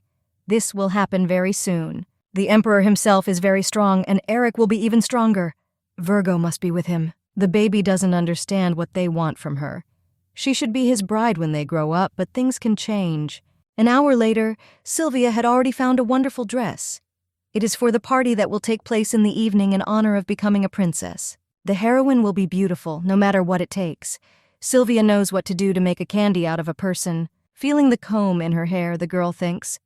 On the day the killer arrived, the maiden was combing her hair, so Eileen fell asleep. The comb was a symbol of kindness and peace on the part of the queen, but after what happened, there was not even a hint of peace. After several hours, the hairstyle was ready. Piot and even Kiwi said that now the main character looks like a princess. Sylvia really knows fashion, so she tried to make everything as beautiful as possible. Seeing Kiwi off, the maiden offers to put makeup on his face, since his facial features are very feminine. This will also make a masterpiece. The evening is going great. The only negative is that the girl is incredibly tired, even if she likes compliments. The queen standing nearby is very annoying, but there is no strength left even for that. Virgo just wants this all to end and for her to get some sleep. The person sitting next to him says that the relationship between mother and daughter has no longer worked out. Theodore knew that they would stand still, at least once. Sylvia, who intervened in the conversation, asked not to sit next to the princess. Everyone in the Julian Empire is too vain. The young man sat down only because the little girl seemed tired. He has something to say, but he won't bother you with his thoughts. Stretching out his hand, the man asks them to collapse. He kneels so that everyone around him can see it. The blonde blinks her eyes in surprise. She never expected to be asked for something like that, as if it didn't mean anything. Theodore said everything correctly, just as the beauty heard everything correctly. A man wants to get engaged as quickly as possible. This is not out of personal feelings, but because he is the king from the kingdom of Pan, and the beautiful princess is Yulia. Everything is legal and everything is in order. The only point is that the young man was recently a prince. Before even a month had passed, he had already become king. The princess does not know the news of small countries, but this is not so important, because the hero is interrupted mid-sentence. Eric found himself getting in the way again. He asks to get away from Eileen, realizing that he is still in love with her. Wiping the cream from his face and eyes, the blonde chuckles. He had never seen before the little boy who now climbs forward so confidently when Robert is holding him back. Screaming again, the boy insists that he is Julia's prince, which means he also matters.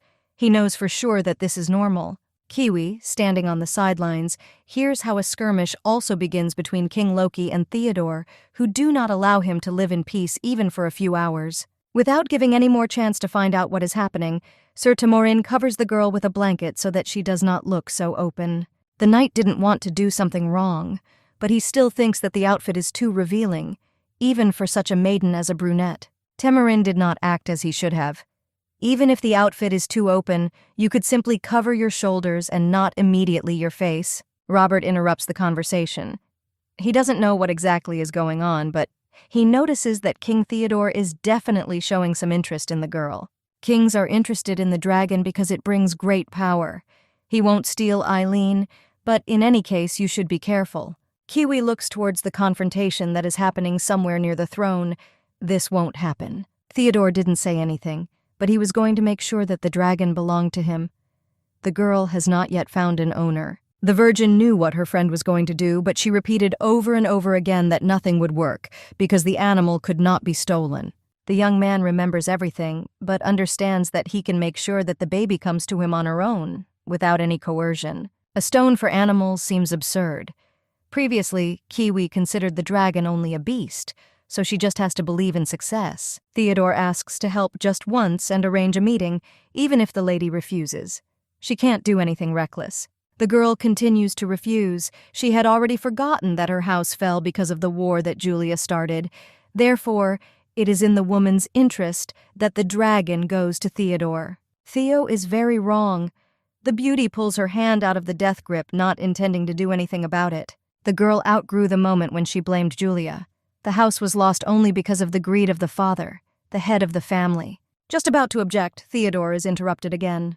A voice, painfully familiar, asking what's going on. Of course it turned out to be Tamorin. This is not the first time the girl has said that she doesn't want to, but she is literally forced to. Both freeze with frightened eyes. One can only guess about what exactly the knight heard. Red-haired is disappointed in Theo as a man, because he so openly harasses a girl who is trying to leave. The brunette exhales. The guy didn't understand anything, so assuring that everything is fine, the lady tries to take the commander away. The next day, Kiwi volunteered again to look after the princess. She wanted to know if the pendant worked. The girl was very tired because of the party, so she decided to come to the park to relax a little. Eileen wanted to go to the garden, but the woman did not dissuade her ward, so as not to look suspicious. Theo does not know how to retreat, therefore, bowing, he rejoices at such an unexpected meeting that took place in such a place. The baby asks what the guy is doing, but he just keeps talking about the engagement. He needs to be much closer. Yesterday the blonde addressed the princess very politely, but for some reason he switched to you as if something had changed. Walking further, the hero points to a beautiful bird. Children really love something similar and beautiful. There are a lot of beautiful birds around, which are also very rare.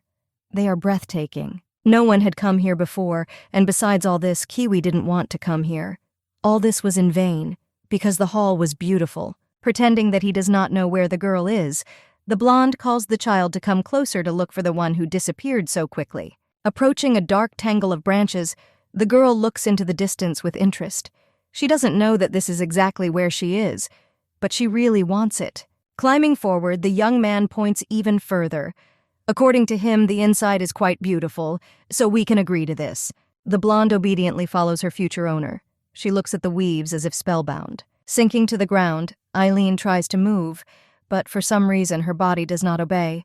It seems as if in an instant everything became different. The following symptoms only make things worse. The body hurts and the head begins to spin as if consciousness will soon be lost. Raising the pendant upward, the young man insistently asks to look ahead and fulfill one of his requests. You don't need much. Theodore just wants to be friends, and that is why the lady is obliged to listen to him. According to him, this is what needs to be done almost always. The baby watches the pendant, which sways from side to side. She quietly says, yes, signing her agreement. Almost immediately after this, the maiden falls into a dream that is no longer connected with reality. Kiwi found the beauty in a magical lair in which they wanted to lock her if she did not obey. It's not funny anymore. Sylvia is quite skeptical about the princess. She doesn't believe that the girl can't read, so she gets annoyed. This is quite real and obvious because the blonde is only 1 year old, so she remains silent, not even trying to say anything. Do dragons know the history of mankind in their souls, or was that what the tamer said? Obviously, the princess is a bit stupid. Without concentrating on the insults, the girl plunges her thoughts into memories, trying to understand why she fell asleep. Eileen did not understand how she found herself completely alone in an incomprehensible cave of intertwined trunks. If it weren't for Kiwi, perhaps no one would have found her. Obviously, everything is going downhill, so when she hears the scream, the girl asks Sylvia not to nod. This is Piot, who managed to return. As it turned out, the maid came to deliver a message. Emperor Loki sent for the princess to come to his office. Theodore, as usual, showed up to the king. He had been annoying him for several days now, as if it didn't mean anything. Jumping up and shouting at the guest, Loki does not understand why the man wants to woo a man of such a young age who is not suitable for him. The screams stopped only because of the brunette, who announced that the princess had freed herself and arrived. The girl enters the room and stands with her hands folded behind her back. The red dress matches the eyes and hair, delivering a cuter look. The question is whether the daughter is doing well in school, but the answer is nervous laughter. The little girl cannot tell the truth. The hero missed his daughter, so he called to talk, but an uninvited guest showed up. He ruined everything. Theodore does not back down, so this time he came to ask permission for the wedding from the king himself, who did not like it. Smiling, the man says that he promised to come and did what he said. He is very happy to see his future wife. For some reason, as soon as the heroine saw the guy, her body began to move, as if on its own. The virgin rushes forward to the man. The princess is very sweet and obviously missed her very much.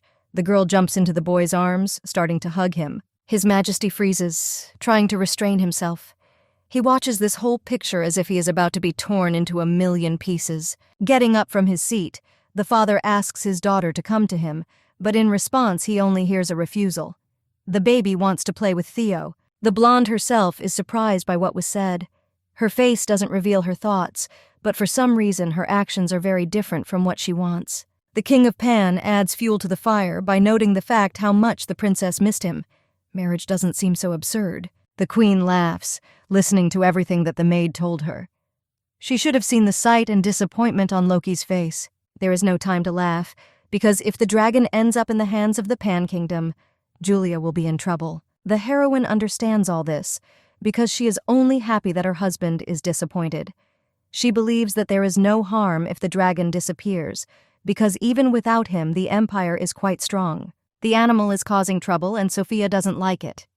The conversation ends here because Sylvia has already finished with her hair, which means she can be free. Very soon there will also be a royal meeting, which will be opened by the Empress herself. There will be a discussion there. Neither Robert nor Eric understand what kind of meeting this is, at which both the prince and the princess, without exception, were needed. Julia's aristocrats also arrived. This happens because of an important proposal received in the kingdom. The queen pauses and then says that we will talk about the marriage of Princess Eileen, who is now standing next to her. Everyone knows that Pan used to be a colony of Julia, but more recently gained independence and became a separate kingdom. Pan is a small state, but with the help of the Empire, they can become better. Sophia is too active in protecting the city. Even Gilbert steps up to say no. Eileen is not simple because she is a dragon that cannot be given to another kingdom.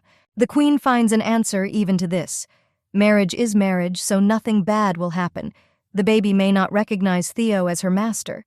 It would be best to give the girl to a state that will be useful in the future. In any case, she will be obliged to marry. There's not even anything to say. The dragon also admits that there is meaning in the queen's words, but no one around him likes this whole idea. Eileen understands that if she is asked about what is happening, she will say that she likes Theodore because something is wrong. The only hope is in the king, who is silent. Loki is not going to object, but Eric does it instead, and he screams, "First, you need to ask the girl." The boy acted courageously, but at absolutely the wrong time. Virgo understands that now everything will be decided because she will say something wrong. The father still intervenes. There is only a meeting in the hall because no one is going to marry the daughter on the same day. This won't happen. The queen also behaved completely incorrectly. The girl is still just a child who cannot decide for herself and her future. Usually weddings are held early, but this goes beyond boundaries. The only one who is against it is Theo, who, according to his own words, is being made to wait too long. The man was the first to start talking about matchmaking, not wanting to do anything. He cares about his state. Loki orders the king to retreat because this is a place for discussing state affairs. He doesn't agree because it's his wedding. Eileen knows this is the end because the guy changes direction and heads straight towards her. Kneeling on one knee, the young man asks if she will marry him. The face contorts with anger, but the mouth again does not obey. Without allowing them to answer, the brunette interrupts both. The man has been holding back for quite some time, but after everything that happened, he has no more strength. Drawing his sword, the hero orders the king to get out of Pan. You cannot humiliate Julia and the princess, who do not want this. The blade rushes forward quickly, but instead of hitting its target, it is stopped by a hand covered in scales. The girl deflects the blow, which causes the sword to crack. She moves closer to Theo, who smiles, realizing the plan worked. The princess blocked the king from the other side. The aristocrats begin to whisper because this serves as new evidence. The girl protected her future husband at the cost of her own life. She wants to scream because her body doesn't listen, doing other things. Theodore wastes no time in asking if she likes him and if she will marry him. The answer is obvious, because the girl wants to become his wife. Addressing the princess for the last time, the young man asks if she will kill all of Julia's people who have gathered here. Lowering the baby to the floor, the hero also adds that this will all be done only for his sake. The start is near. The words fly out as if on their own, so the heroine says, "Yes." The face begins to become covered with scales, and the eyes take on a red tint. Then a mess begins in which everyone is involved. The fire burns in different directions, thereby preventing the others from escaping. Sophia rushes to Loki, begging him to do something. It was he who brought this dragon to the castle, so he is obliged to do what is necessary. Standing for Eileen, the young man quietly asks for forgiveness. He is the emperor of this country and must protect the people at the cost of everyone else. Raising the sword, the hero tries to restrain his emotions, which strive to come out. He wished he didn't have to kill the one he loved. Robert grabs his father's back while Eric hugs Eileen, saying that this shouldn't be done. He is wounded because the king did not have time to stop. Theodore smiles. The princess stopped, but this does not mean that the matter should be left unfinished. As soon as only ashes remain from the castle, they will go to Pan. The girl does not want to do what she is told to do. The only thought in my head is how to avoid this, but nothing works yet. The little girl decided to blow herself up because she wasn't going to release fire that wouldn't listen. Everything around is scared. The king turns around to give the last command. The dragon will die along with the Julian Empire, only because it does not obey its owner. Eileen tries to open her mouth, but nothing comes out, so she grabs her throat. The explosion will happen very soon. The eyes again reflect the king, who wants to destroy the maiden, and Eric, who grabs the body, pressing him to himself. The girl is transported to some strange place, similar to memories. She stands and cries. Near the feet lies a man who most likely died because of the dragon. For some reason, sadness fills the body more than usual. At the same time, when everything is happening, the beauty is overcome by an incomprehensible anger. She misses the one she destroyed. Virgo has been in a cocoon for several days now. Everyone around is bored, but the only one who came to visit her was, of course, Eric. The boy tries to shout louder after hearing from Kiwi that he is making too much noise. The heroine still doesn't hear anything. The young man almost died because of the dragon and now talks about how much he misses him. Eileen isn't bad because she stopped when her friend asked her to. In any case, the hero has not fully recovered, so he must rest more and not sit for days on end next to the cocoon. The dragon never wakes up, but a crack appears on the surface from somewhere, which quickly creeps down somewhere. What happens next is exactly what the tamer expected. A hand appears from the surface and tries to pull the body out. The blonde is still crying because of what she saw earlier, but tries to calm down sitting up in bed. Eric closes his eyes almost instantly. They are both still children, so there is no need for this. A sheet is thrown over the lady in which she wraps herself. The dragon grew quite a lot after molting, so she even became much taller than the prince. The tailor will have a hard time because he needs to completely sew new clothes. The virgin looks into the mirror that the brunette brought. The first thing the lady asks about Theo, then her body seemed not to obey, so I would like to know what happened. Most likely, the man escaped, since there was no news about the execution. He used something like a hypnosis stone, but fortunately, no one died. As soon as she wakes up, the girl talks about another person. She has to say that she missed Eric too because he saved her. The boy really missed the one who was hugging him now. The gaze becomes sad and turns to the floor. If you think about it this way, the princess remembers that she often heard the prince's voice breaking through her sleep. The young man was the only one who gave light inside the melancholy and anger, no matter how it was, thereby becoming salvation. Loki, after everything that happened, sat all this time in his office. The servants don't understand why they can't just visit the princess. The man doesn't even know what to say. Perhaps the child hates him now, because he remembers how he swung his sword. The princess has grown well and eats well, so most likely she is not vindictive. We need to go, but according to the ruler there is a lot of work and little time. What was said sounds a little rude, but Eileen suffered from the sword, and it was his son, Eric, who should remember all this. Even the queen is still angry with the king for being careless there. All this happened because the boy was trying to protect his sister. He understood that she would have been finished if not for this. The young man did at least something, even more than the ruler, but he was unable to reach an agreement. Lord Tamarin screams as he bursts into the office.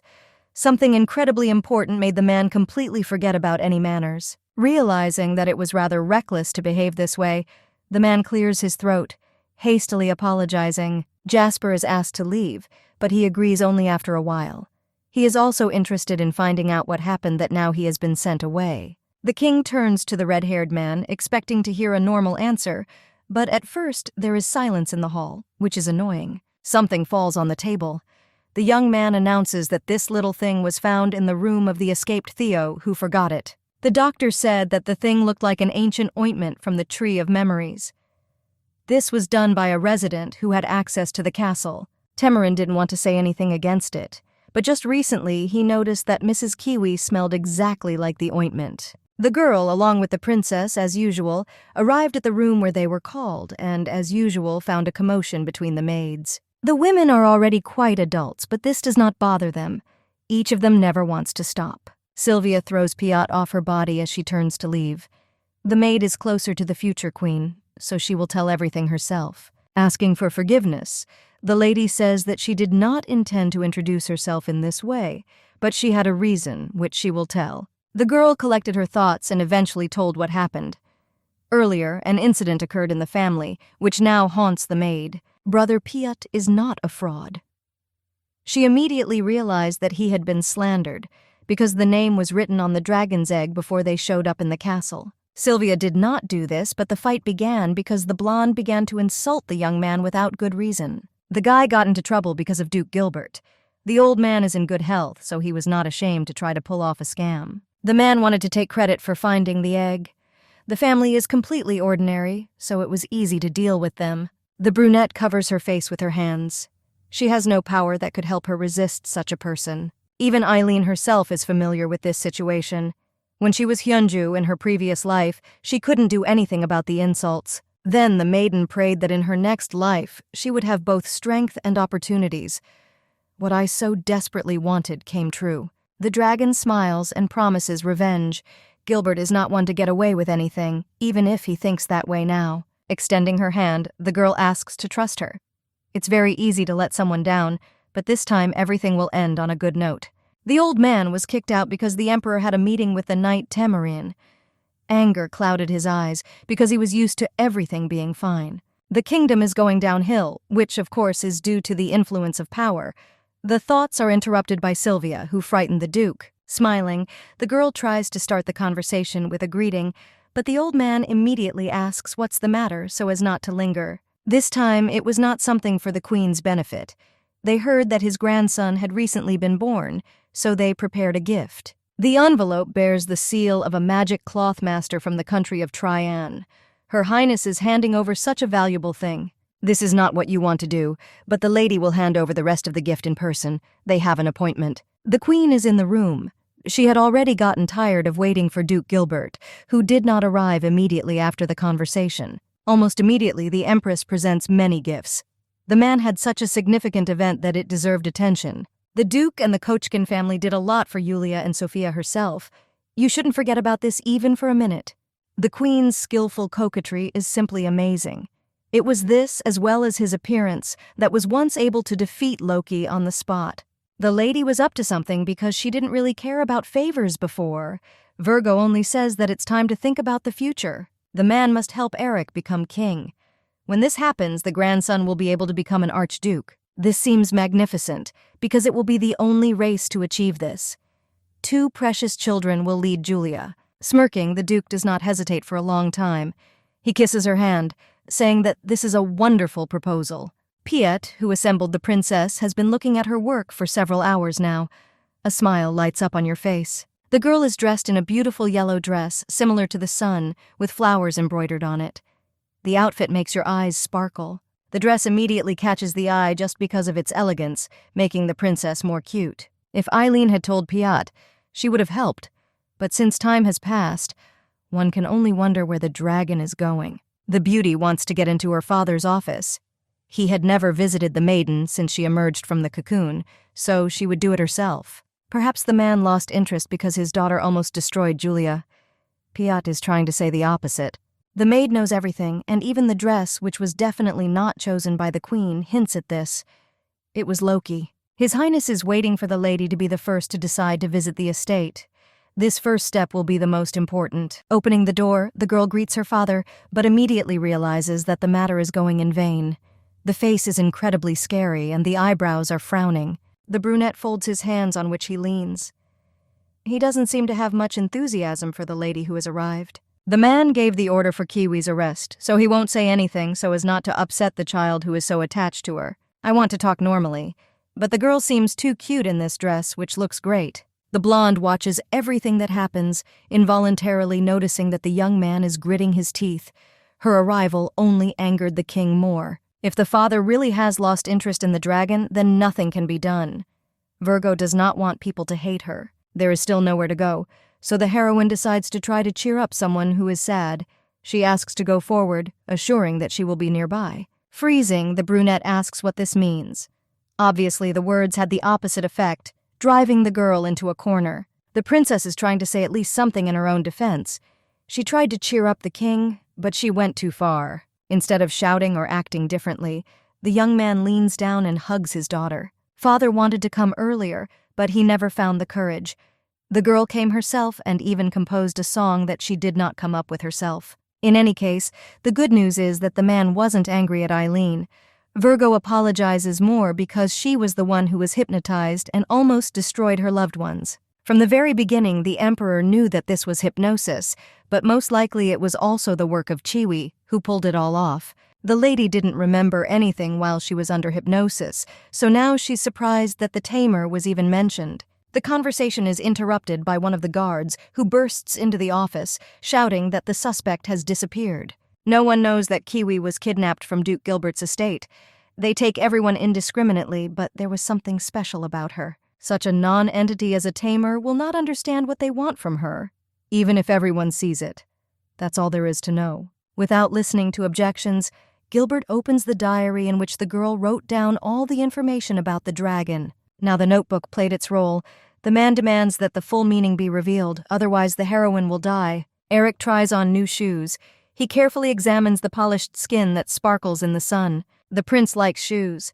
The sadness comes from the fact that Robert and even Eileen are much taller than himself, although recently everything was different. Jeslyn tries to explain that the prince is already beginning to grow, but only little by little, because he is not a dragon. Even Eric doesn't like this arrangement. He wishes to grow up quickly and become as tall as Loki. The father's voice is heard from behind. He chuckles because he didn't know that his son dreamed of such a thing. The man bursts into the young man's room whenever he pleases. The hero came to check if the wound from the sword was healing well, but the blonde shouts that he never worried about him, but only pretended to. Eric is not allowed to speak in such a tone with the king, but if it is his father, anything is possible. Eileen was made a princess for the same reason. Only by becoming a king, just like Loki, will the young man be able to do what he wants. He hastily asks the brunette to leave the room. My mood dropped sharply. The emperor wanted to thank him for saving his daughter, but his son disappointed him. He will not touch the boy so that the wound does not open, but the palace belongs to him, so he can go anywhere and anytime. If the blonde decides to be insolent again, his father will personally teach him good manners, if his mother did not do this. Piat decided to help the heroine, and this time she dressed her up herself. The clothes turned out to be too comfortable, even compared to the dresses. The servants managed to prepare only a simple outfit, since there was no time left, but it turned out to be quite comfortable. In any case, the lady is not coming to have fun. From this day forward, she will be taught the art of self-defense, so she will know what to do. Not quite understanding the meaning, the lady sighs. She can just breathe fire, so she's not going anywhere. Sylvia laughs. All aristocrats are taught this so that later they do not spit ignorant fire as the princess wants. Still not understanding the need, the lady still agrees. She doesn't want to argue with the maid, so she gets ready to go outside. There is no need for this. According to Piat, Prince Robert will arrive soon and is going to study with her. Before she can finish her next sentence, the lady notices her brother, who asks for an apology for being late. During the time they did not see each other, both Eileen and the prince changed a lot. The girl has grown much more than expected. Immediately rushing forward, the heroine asks what happened while she was sleeping, receiving temporary silence in response. After what happened with Theodore, the young man trained a lot with the commander. After everything, he even visited the kingdom of Tryon. It was all because of guilt. That day, the hero could not do anything, so to calm down, he decided to improve. Today, the brunette will teach his sister the art of self-defense. Tamorin said that the boy could do it. The young man still lacks quite a bit to protect his girlfriend, but at least he can begin his training. Robert has matured a lot. He is younger than the previous heroine, Hyunju, but is still considered a caring older brother. Smiling, the lady thanks him for agreeing to the terms. She will try hard to do the best she can. The training never started. Eric was the one who interrupted everything, saying that he could make sure that Eileen learned everything. The prince is literally blazing with fire and is definitely not going to retreat. Something made him very angry, so his brother offers to teach together. There is no big age difference between the guys, especially since you can do whatever you want. The conditions also do not become what the guy accepts. Grabbing the girl's hand, the young man drags her towards him, saying that he will be the one who will do everything. Robert isn't far behind, grabbing his other wrist with his hand. The elder brother must teach his sister, but according to the prince, his skills are not inferior to others. The blonde is shorter than Eileen, so if an accident occurs, she will not be able to be helped. The words merge into one picture, so, unable to stand it, the lady asks to stop. Turning around so as to throw off the guy's hands, the lady once again asks them to stop, but in a more rude manner. They both cannot teach anything to the one who made them fly in different directions, literally after one blow. Tamarin entrusted the case to Robert, But he cannot say anything because he sees blood on the guy's face. She miscalculated her strength a little. While wondering what to do next, the lady is interrupted by the queen, who is screaming for Eric. Sophia arrived at the premises quite on time, as if someone had notified her. She asks for a report from Sylvia. The lady is not sure. The princes began to quarrel, so the blonde immediately ran after the queen. There is no help from her. Building her own chain of events in her head, the heroine realizes that her child was offended by Robert. Who started it all? The young man came to teach Eileen self-defense, but during the training the blonde man intervened, who then accidentally fell. The brunette has definitely grown up. Previously, he could not even look up, but now he answers, looking straight into the eyes of the offender. The past Queen Nibalis is very similar to her son. This woman's face looks like nature copied everything. Such similarities and the fact itself tear Sophia apart incredibly, almost daily. It becomes difficult for her to deal with this. Trying to tell his mother something, the boy asks her to allow him to teach the dragon self-defense instead of Robert. It's not just the first prince that has changed. The queen noticed that her son was actively trying to suppress his rival, especially when it came to his friend. The heroine is disgusted to see Eileen, but as a mother, she is simply obliged to support her heir so that he does not get offended. The young brother's younger brother makes a strong request. Because there is nothing complicated in self-defense, one could give up one's place. The king also arrived just in time because Piot ran after him. He understands that this is not necessary. The Kiwi has been sitting in a cage for several days now. They brought her chicken for lunch, but she was already tired of this. The girl is not the head of the estate, so she will eat what they give. Still, no one forbade making jokes. Gilbert had long ago confidently told the queen that he could get information about the dragon, but the girl guessed that the duke was in a hurry. The girl's life is in the hands of the old man, but she is not afraid, since he has already repeatedly said that he would do this, but did nothing. The man is shaking with fear, but at the moment he is angry. If Kiwi dies, no one will decipher her diary. The whip does not work, so the hero says that Sophia and Eric are behind him. If the lady agrees to cooperate, then a carefree life awaits her. Wealth and fame are good, but King Loki promised the tamer the same things. It doesn't matter much. The one who volunteered to teach Eileen self-defense ended up being her father. He began to demonstrate techniques, asking if he was cool in action. The heroine would not like to see something like this, but putting her opinion far away, she says that the emperor is the best. It was in this way that His Majesty decided to pacify his sons. He will do the training himself. The man said he would become a teacher, but now they are both idle. This doesn't look professional. Sighing, the young man notices that he feels hot. Floor-length clothes covered in jewelry are not the best for working out. Eileen is not hot because she is wearing thin clothes that keep her cool. The suit turned out great. Examining his daughter, the man says once again that it's still better not to wear something like that. The dress is too simple for a princess.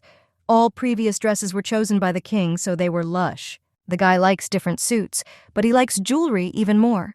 With these words, he points to the stones on his robe. These jewels belong to the kingdoms that Julia doomed to destruction throughout her existence. For some reason, the dragon never thought about where exactly they came from. Now everything has fallen into place. Julia is a great power that reveres military affairs. The country craves the power and strength of the dragon because the king has become famous as a conqueror. It becomes obvious that the treasures that the country has are taken away from weaker countries that have fallen. Thinking about everything that happened before, the girl quietly asks if it is necessary to fight. The man does not immediately understand why his daughter decided to ask something like that, but according to her, she does not like wars. The fear of getting hurt is the worst, but don't worry. Father will never make the same mistake as with Theodore. That's not the point at all. The lady does not want to see how a strong country tramples a weak one, and this is all an association with the past. One could tell the truth, but it is difficult to reach the heart of a man who is even ready to kill his daughter for the sake of the country. Smiling, the maiden says that she does not want the emperor to accidentally get hurt or die. These are also sincere feelings. Nodding his head, the king thanks. Nobody ever cared about him, so now he accepts it. The baby was the first and most likely the last to say something like that. This brings joy even to himself. Having received a new life, the heroine wants to learn only the best and learn to protect herself too.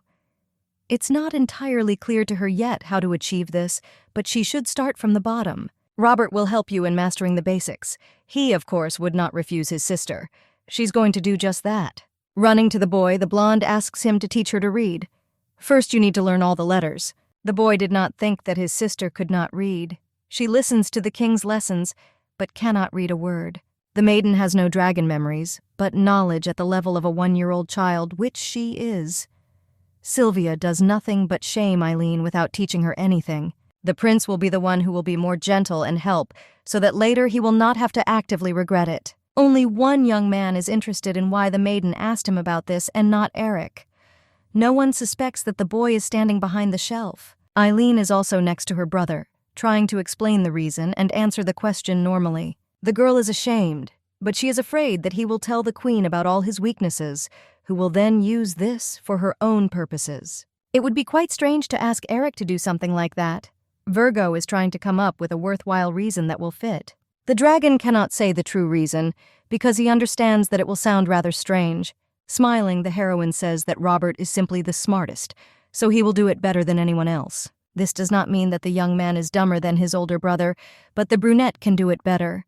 The words fly out, hurting the other. It seemed to the girl, or she heard stomping. It was Eric who quickly runs away, thinking only that he will never forgive his brother.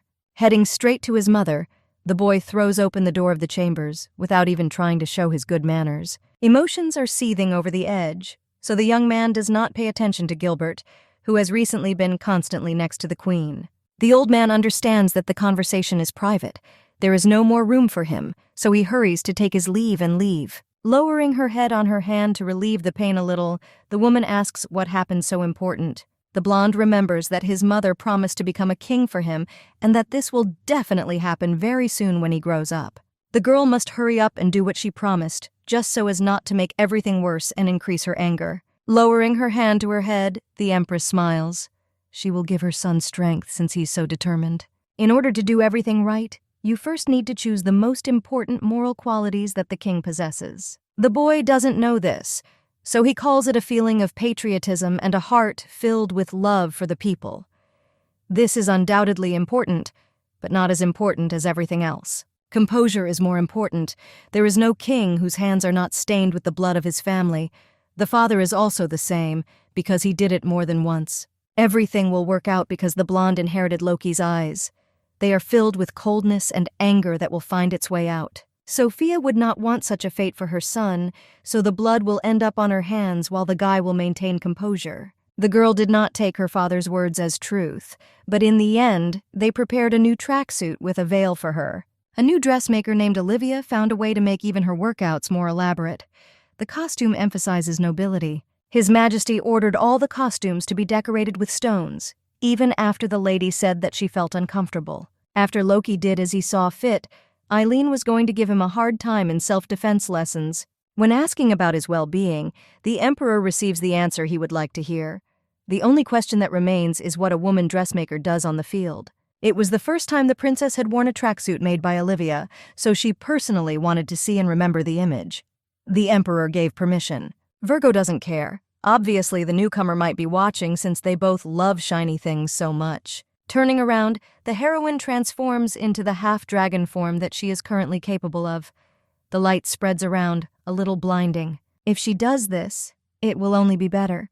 The jewels on the transparent robe begin to sparkle, making everything more beautiful.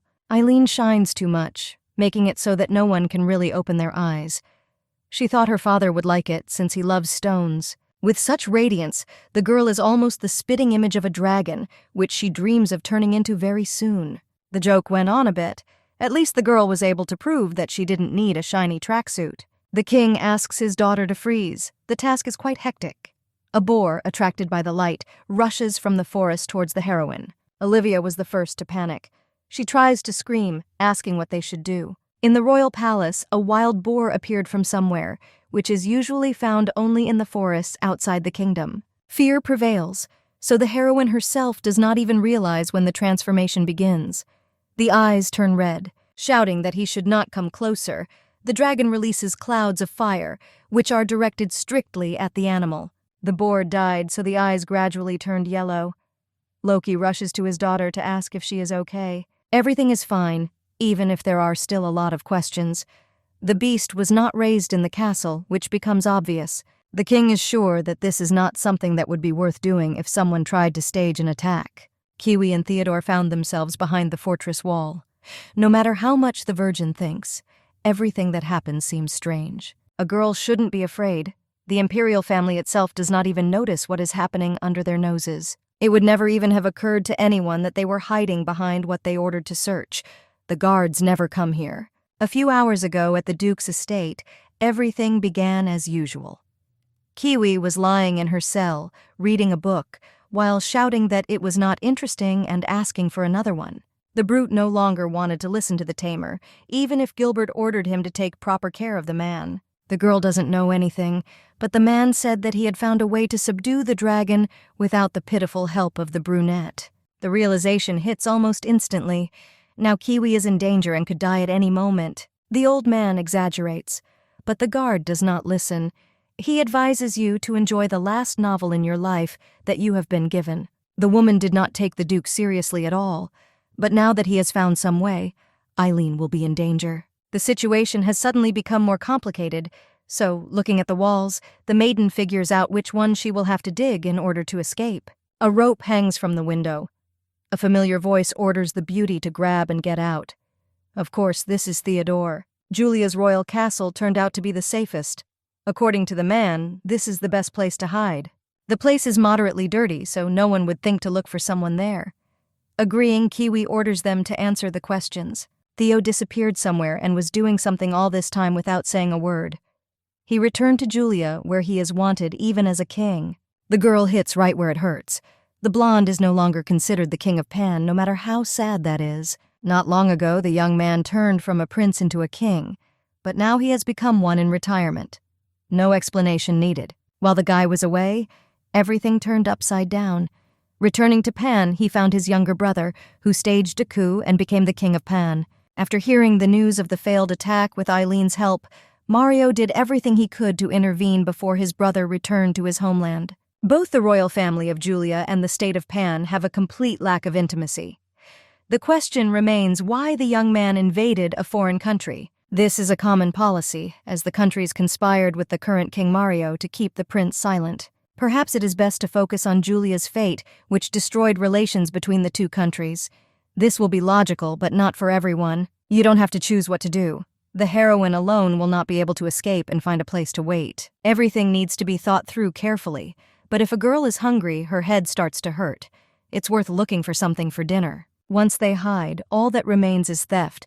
The couple cannot appear to those who are looking for them. The smell of roast pork comes from the kitchen. Even Eileen goes to see it because she has gotten hungry over the past few hours. Learning letters and how to read is quite a difficult task. On top of all this, the morning incident with the wild boar only made the whole situation worse. The only benefit is that it means you don't have to wear bling anymore.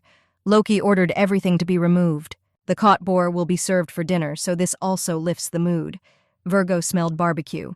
Remembering Eric, the lady is sure that he will also like what they will eat today, which cannot be ignored. Lately, the boy seems depressed. It becomes clear that something is wrong with him, otherwise he would not behave this way. Previously, the young man followed the girl with his tail and repeated how much he liked her, but now it was as if he had become a different person. Adolescence has begun, or something else has offended him, something that even the heroine herself doesn't know about, just like Robert. Thoughts can reveal the dragon's age and past life, so changing the topic, the beauty thanks her brother for the reading lesson. Saying goodbye, the blonde hurries closer to the kitchen, but notices a plate of barbecue being carried out the door. Food is not so important now because it is much more interesting what Kiwi is doing in the palace, as well as trying to steal the boar. The girl turns around to quickly leave. Thoughts are swarming in my head because it becomes strange that a wanted lady is walking freely around the palace. Just recently, my father told me that most likely Kiwi conspired with Theo and hypnotized the dragon. At first, I didn't want to believe it, but eventually doubts crept in. The tamer wanted to hand over the girl to Theodore, who would use her. The blonde is going to ask everything personally. Only then will it become clear why this happened, but she is interrupted by Piat, who reminds her about dinner. Pointing to the door, the dragon says that a friend was just there. She's already disappeared and has probably run away, but it's true. Looking into the maid's eyes, the girl asks to go with her on reconnaissance at night. She doesn't yet know whether Kiwi really betrayed her honor, so she needs to find out everything. A few hours later, the heroine went into the corridor, setting fire to the flashlight, which she took with her. The woman walked towards the street. Piat still went with the princess. Looking around the rooms and saying that they are empty, the brunette looks at the rest. Remembering Eric, the girl is going to visit him.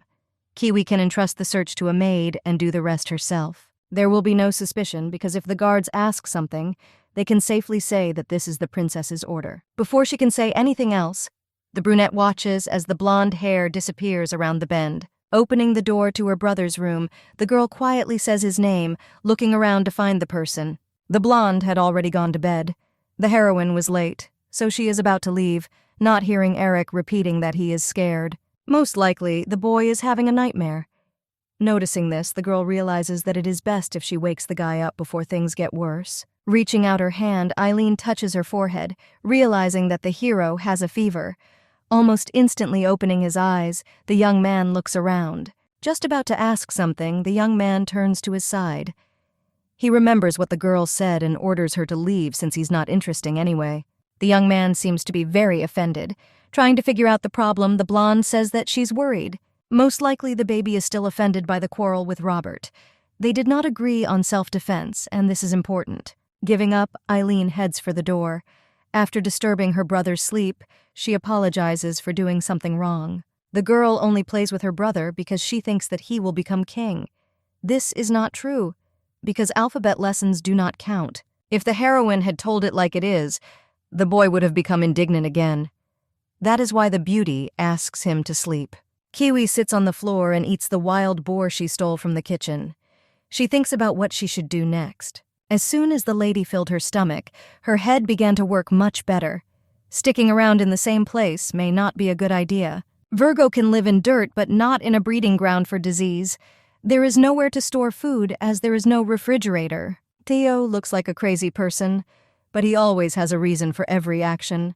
The reason is not only that no one will notice. Something still makes sense, but it doesn't matter anymore, since the tamer doesn't want to hang out with him, so as not to betray Eileen again. Walking along the corridor after Eric, the girl bumps into Sir Temerin, who asks what they forgot in the room. Earlier, the girl asked Piat to pick her up so that, if anything happened, she could tell that the maid was trying to put her to sleep.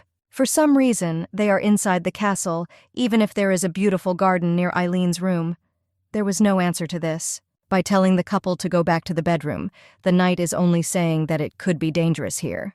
He says goodbye and leaves. Fortunately, he believed, so all that was left was a storage room in the depths of the castle, in which Kiwi might be. For some reason, sounds are coming from the unused storage room.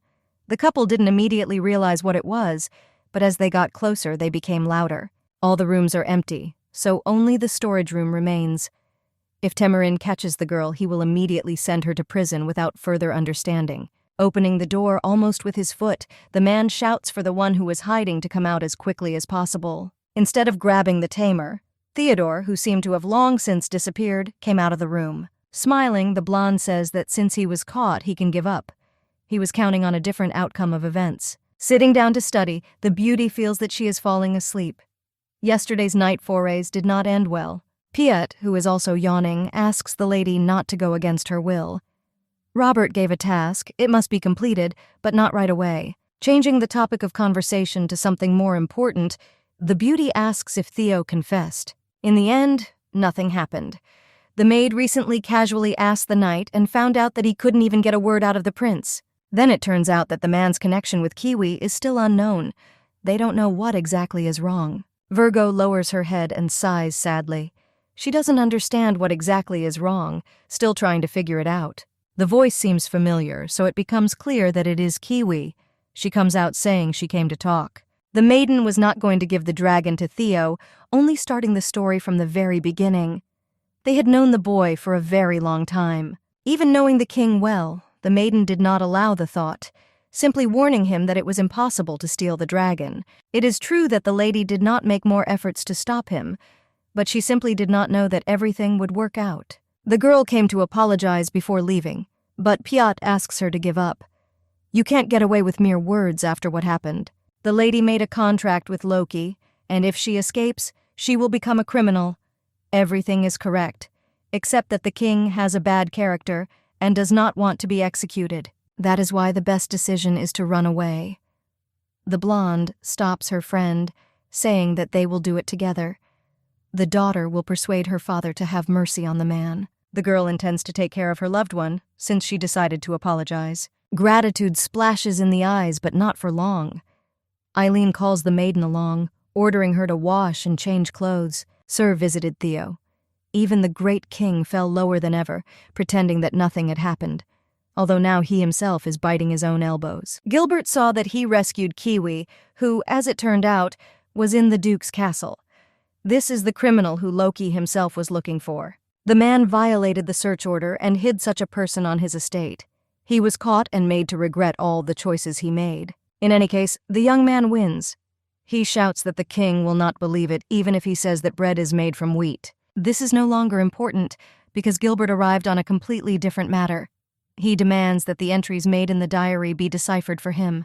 Olivia was invited back by the princess, which was a surprise after what happened. Running around, the maiden asks what outfit she needs. Trying to put her hands out in protest, the girl says that today the dress will be for someone else. Crawling out, completely wrapped in a sheet, the brunette asks only for her robe back. She would like them to do nothing. The woman jumps back, slightly startled. Man is like a larva, or rather a parasite, who betrays. Noticing the brooch, the lady immediately recognizes the coat of arms of the Goldham family, the master of the magical fabric of the kingdom of Tryon. Covering herself after all the screams, the maiden smiles. She promises that she will wear the fabric that this girl sews. In the past 20 years ago, Kiwi suffered greatly. Wherever she went, everyone drove her away, saying that the girl was a witch. The only one who offered his hand then was Theodore. He said that the lady did not look like a witch and accepted her for the palace. Lunch begins. Loki takes out the utensils he needs, telling the family that they can finally start serving food. The brothers evoke an atmosphere of unfriendliness. They are like strangers, even if they have never gathered together at the same table before. Even the queen was surprised at such a sudden outburst on the part of the king, who did not even explain anything. The man is surprised that no one believes that he simply decided to eat with his family. No one had done this before. Last time, a dinner party was canceled because the barbecue they were preparing to eat disappeared. No one even suspected Kiwi, so the lady will have to hope that her friend is obediently hiding in her room, because the robe is not ready yet. Actually, the dragon herself is still a child, so it becomes unclear who is watching whom. In any case, since everyone had already gathered, there was no choice, and it was necessary to listen to the king. He begins his speech. The first question is addressed to Robert. It's his birthday very soon, so the emperor asks if the boy wants anything. The queen almost laughs. For some time now, the guy began to worry about his son's birthdays, especially since everything was different before. According to Sophia, the man openly shows that he will side with the first prince no matter how it is. Asking Eric to say something to his mother, Aber also notes that it was his son who said that he never cared about them. It's right. The blonde doesn't doubt it for a second, not intending to at least somehow change his decision for the worse. That is why the emperor decided to take care of his sons now so as not to hear anything like this ever again. According to the brunette, he doesn't need anything, even if some desires are still present. His father is going to choose for him. In the end, they decided that Robert would take part in the hunters' competition. Leaving the room, the blonde notices Kiwi, who calls her to follow her. Olivia lent the clothes. The most important thing is that the queen has been in cahoots with Duke Gilbert for a long time, and no one knows what they will do. When everyone was at dinner, the heroine noticed that the duke went into the queen's room, and there Sylvia and he, as well as Jesslyn, were whispering. Even the headmaid is involved, which seems strange. She couldn't tell what was wrong because it was too quiet. The only thing that was heard was a speech about a shell made of scales that was previously in the castle. The girl had already mentioned that the old man kidnapped the beauty and locked her in his estate, pestering her with questions about the diary. The man wanted the heroine to decipher everything that was written, and then said that now he has another way. After all that has been said, it becomes almost immediately clear that the hero is preparing a conspiracy against the dragon in order to overthrow the child. The queen also became suspiciously quiet. It seemed that her feelings had changed, but she still hated the girl. As a result, the mess was just beginning to take new turns, but there was also a plus in all of this. It's small, but noticeable. The sworn enemy Piat sang with the enemy of the princess. It immediately becomes clear who exactly we are talking about. Kiwi walked back into the room. They need to discuss something, and so, while explaining the situation, the lady implies that they can no longer sit without action. The princess does not know exactly how everything will end, but the first thing she plans to do is to establish surveillance of the Duke. The tamer's diary is still with the old man. There is a possibility that the queen gives orders and he obeys them. Briefly guilty, Kiwi will become one of the most important in this cycle. Gilbert still doesn't know where she's hiding. A woman should only remain calm. If she were to be missing for some time, it would not stop anyone from grabbing the Duke by the tail. For the first time, the girl did not behave like a child, but it seems that Piat noticed something was wrong. Perhaps there was an execution hole in the plan. Even for a maid, the speech seemed deliberate and good, so it seems that the maiden does not speak for her age. A few months ago, the baby was very small and had to be looked after. Now everything has changed. The smile spreads from ear to ear. The brunette feels pride and at the same time a certain sadness that fills her. The words seem too impudent because a woman is not even a mother to a child, but she is still very important and necessary. Hugging her friend, the blonde also says that she never forgot that she promised to take revenge on the one who offended her brother. Together they gathered to set the heat. Standing behind the wall, the three look at the knight who was the warden when Kiwi was behind bars. The man does not notice the arrivals, so he goes down the stairs. It leads to an underground prison, and that already means something. Theodore is now locked downstairs, just like all the evidence. It is worth going down quietly, but very quickly. They stop, but it's too far away, so you can still hear absolutely nothing. There is no way to get closer. Until the night goes back, you can hide behind the boxes so that nothing can be seen in the dark. Since we haven't heard anything, it's worth asking Theo himself. No one knew what they were talking about the diary, which the Duke demanded to decipher a few days ago. In response, only a witty answer is heard. The blonde demanded painkillers, but if they didn't bring him, there would be nothing to talk about. Pointing to the next cell, the young man asks to give it to the prisoner, who makes two loud noises. Each of them behaves inappropriately, but the warden doesn't care, so he obeys and brings the pills to the other. Happy with the work he's done, Theo says he's almost done with the decoding. Tomorrow, the knight will be able to bring and please the Duke. The time to do what we have planned has come. When the young man leaves, you need to quickly get forward. Taking off her hood, Eileen de Chaillet looks at the prince, who jokingly says that he has already missed her, because they have not seen each other. There is no time to laugh, therefore, in order not to irritate the dragon, the lady orders him to answer what they talked about with Gilbert's subordinate. The guy decided to decipher his friend's diary in the same way as she herself was asked to do. It becomes clear what exactly the catch is. Kiwi reaches out to pick up his diary, but Theo moves back. His own life depends on this notebook. The young man offers to put forward conditions, but the dragon no longer listens. She turns into her form, screaming angrily. The brunette jumps forward, stopping the girl. Do not forget about abilities, because this can play a bad joke. A hoarse voice is heard from one of the cells. He asks if there is really one dragon among the arrivals. Piet's eyes fill with tears, which strive to break forward like a waterfall. This voice is very familiar. The man pressed against the bars tries to say something but fails. This is Brother Will, who has been sitting here for a long time. Kiwi does not immediately understand that the eldest brother of the Piet family has left here, but Eileen immediately recognizes him as the man from the stories. The conditions in the prison are very bad, so the disease begins to worsen. He tries, but nothing works. Thanks to Mr. Theodore, the young man was able to at least take painkillers, which helped a little. It turned out that the hero is the maid's brother. His condition seems too serious, but since the king does not know what kind of disease it is, he could not get anything else. To get something effective, the guy needs to be shown to a doctor who will tell you for sure. According to Theo, if he is pulled out, he will take Will with him. You may not fall for this, but it seems like a pretty good condition. Tomorrow, the hero promised to meet with the old man. If they help him get out, they will immediately receive 3 advantages. Firstly, the Duke will not get Eileen's weakness in his hands. Secondly, this is a chance to show Milady's brother to the doctor. And thirdly, the diary will be returned to its owner. Eileen de Chaillet must quickly make the right decision.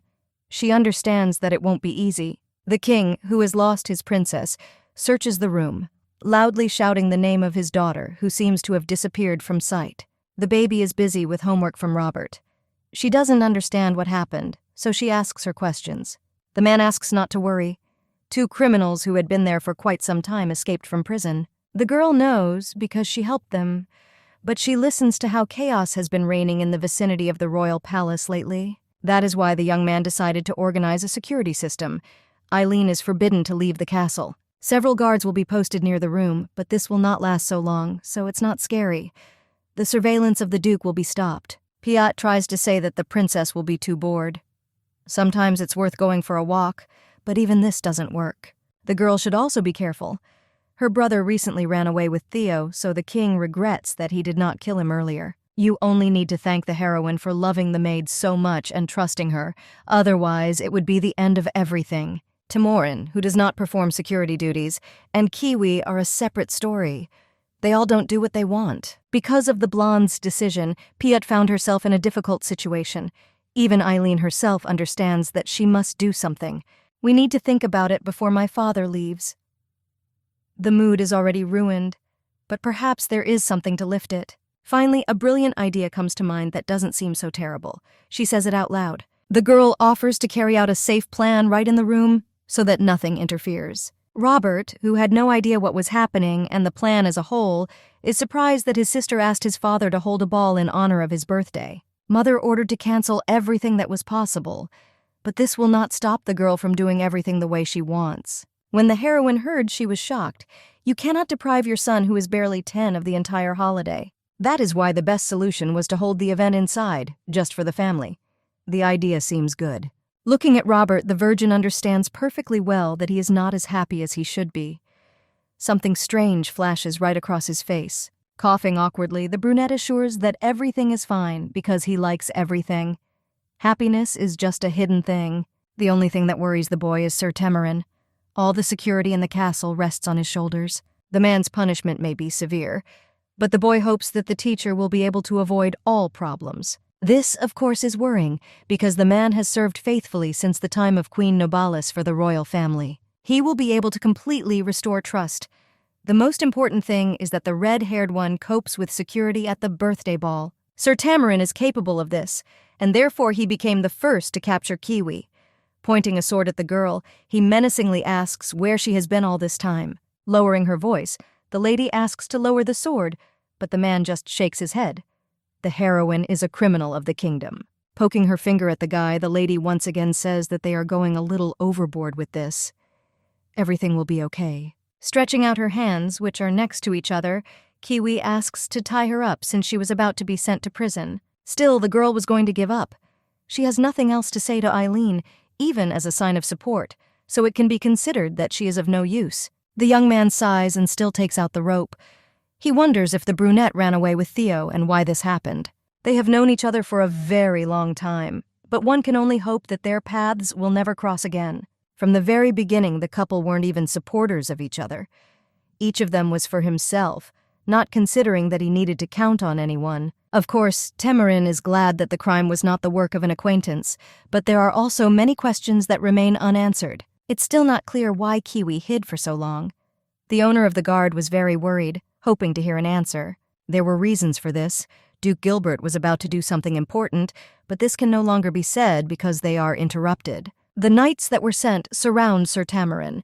They point their swords forward, ordering him to retreat and surrender. Realizing that it will be quite difficult to explain anything to the arrivals, the red-haired man asks the lady to quickly go as far as possible. A dozen knights would only be enough for a man to warm up, so, not intending to wait, they release a gas that puts them to sleep. Thus, the queen managed to get rid of all the splinters at once. Sir Gilbert found the smoke to have excellent effect. Just about to leave, the Empress only asks this time to lock Kiwi so as not to miss her. She will do the rest of the work alone. Looking at the number of knights at the event, the dragon immediately realizes that she is doomed. You won't be able to escape. The room is also surrounded on all sides. The king was careful not to leave even a small loophole that could be used to get out. Kiwi has still not returned, especially since almost the entire castle guard was present at the event. The girl is worried that at this rate the birthday party will be celebrated in the room. They didn't even let Olivia in. Piat tries to calm him down. It was decided to hold the birthday party in a small hall in the depths of the castle. It is the brunette who is responsible for all the preparations because not a single maid decided to do something like this in relation to Robert. This is not because everyone avoids the prince, but because of his stepmother, who can then take revenge for months. The queen is perspicacious, but for some reason the only thing that bothers her is the fact that everything is repeated again and again, as if it were a past life. Despite the small scale, the beauty promises that she will prepare an evening that will not shame even the prince himself. In any case, the empress doesn't even care about Piat. She is about to leave to begin preparations for the evening. It's tiring. Because of the princess, the maid sometimes has a hard time. She would like to help somehow, but in the end she can't. While everything was happening rather slowly, so as not to get bored, the dragon decided to try on a new dress for the evening. From the side you can hear laughter and ridicule that the animal was allowed into the palace. Turning around, the beauty sees no one. Nervously turning from side to side, the girl tries to understand what exactly is wrong. A voice is heard, but no one comes out. Still, understanding where the sounds are coming from, the blonde sharply releases fire, hoping to catch it. After all, she overdid it. The curtains and the wall catch fire, so, grabbing a bucket of water, the heroine overturns it onto the fire site. It was not possible to destroy the nasty voice. The beetle that happens to be the one in the way flies forward, laughing lightly. Guards burst into the room, asking if the mercenary has arrived. Distracting their attention, the beauty says that she fell asleep and had a nightmare. Kneeling down, the girl incredulously asks how the cockroach talks to her. As it turns out, dragons can communicate with insects. Humans don't speak the same language as insects, but it's still quite possible. Pointing her finger at the cockroach, the girl asks about its name. It turned out that the boy's name was Tsitsi. Smiling, the heroine gets up from her knees, asking conspiratorially whether the insect likes tasty food. At the ball in honor of Robert's birthday, everyone did nothing but discuss the princess. She has grown quite a lot since the last meeting of the aristocrats. Although the maiden is beautiful, but from the words of the others, it is immediately clear that she is not a person. No one thinks about the feelings of the heroine herself.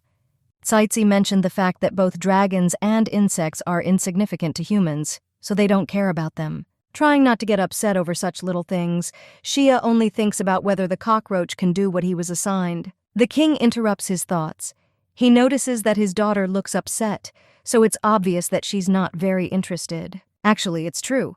All the adults are talking to each other, so the father offers to play with him. Standing next to the aristocrats, the queen listens to how they melt from the king, who becomes so sweet. Trying to ruin everything, Sophia reminds her that now is not the time to have fun with the princess.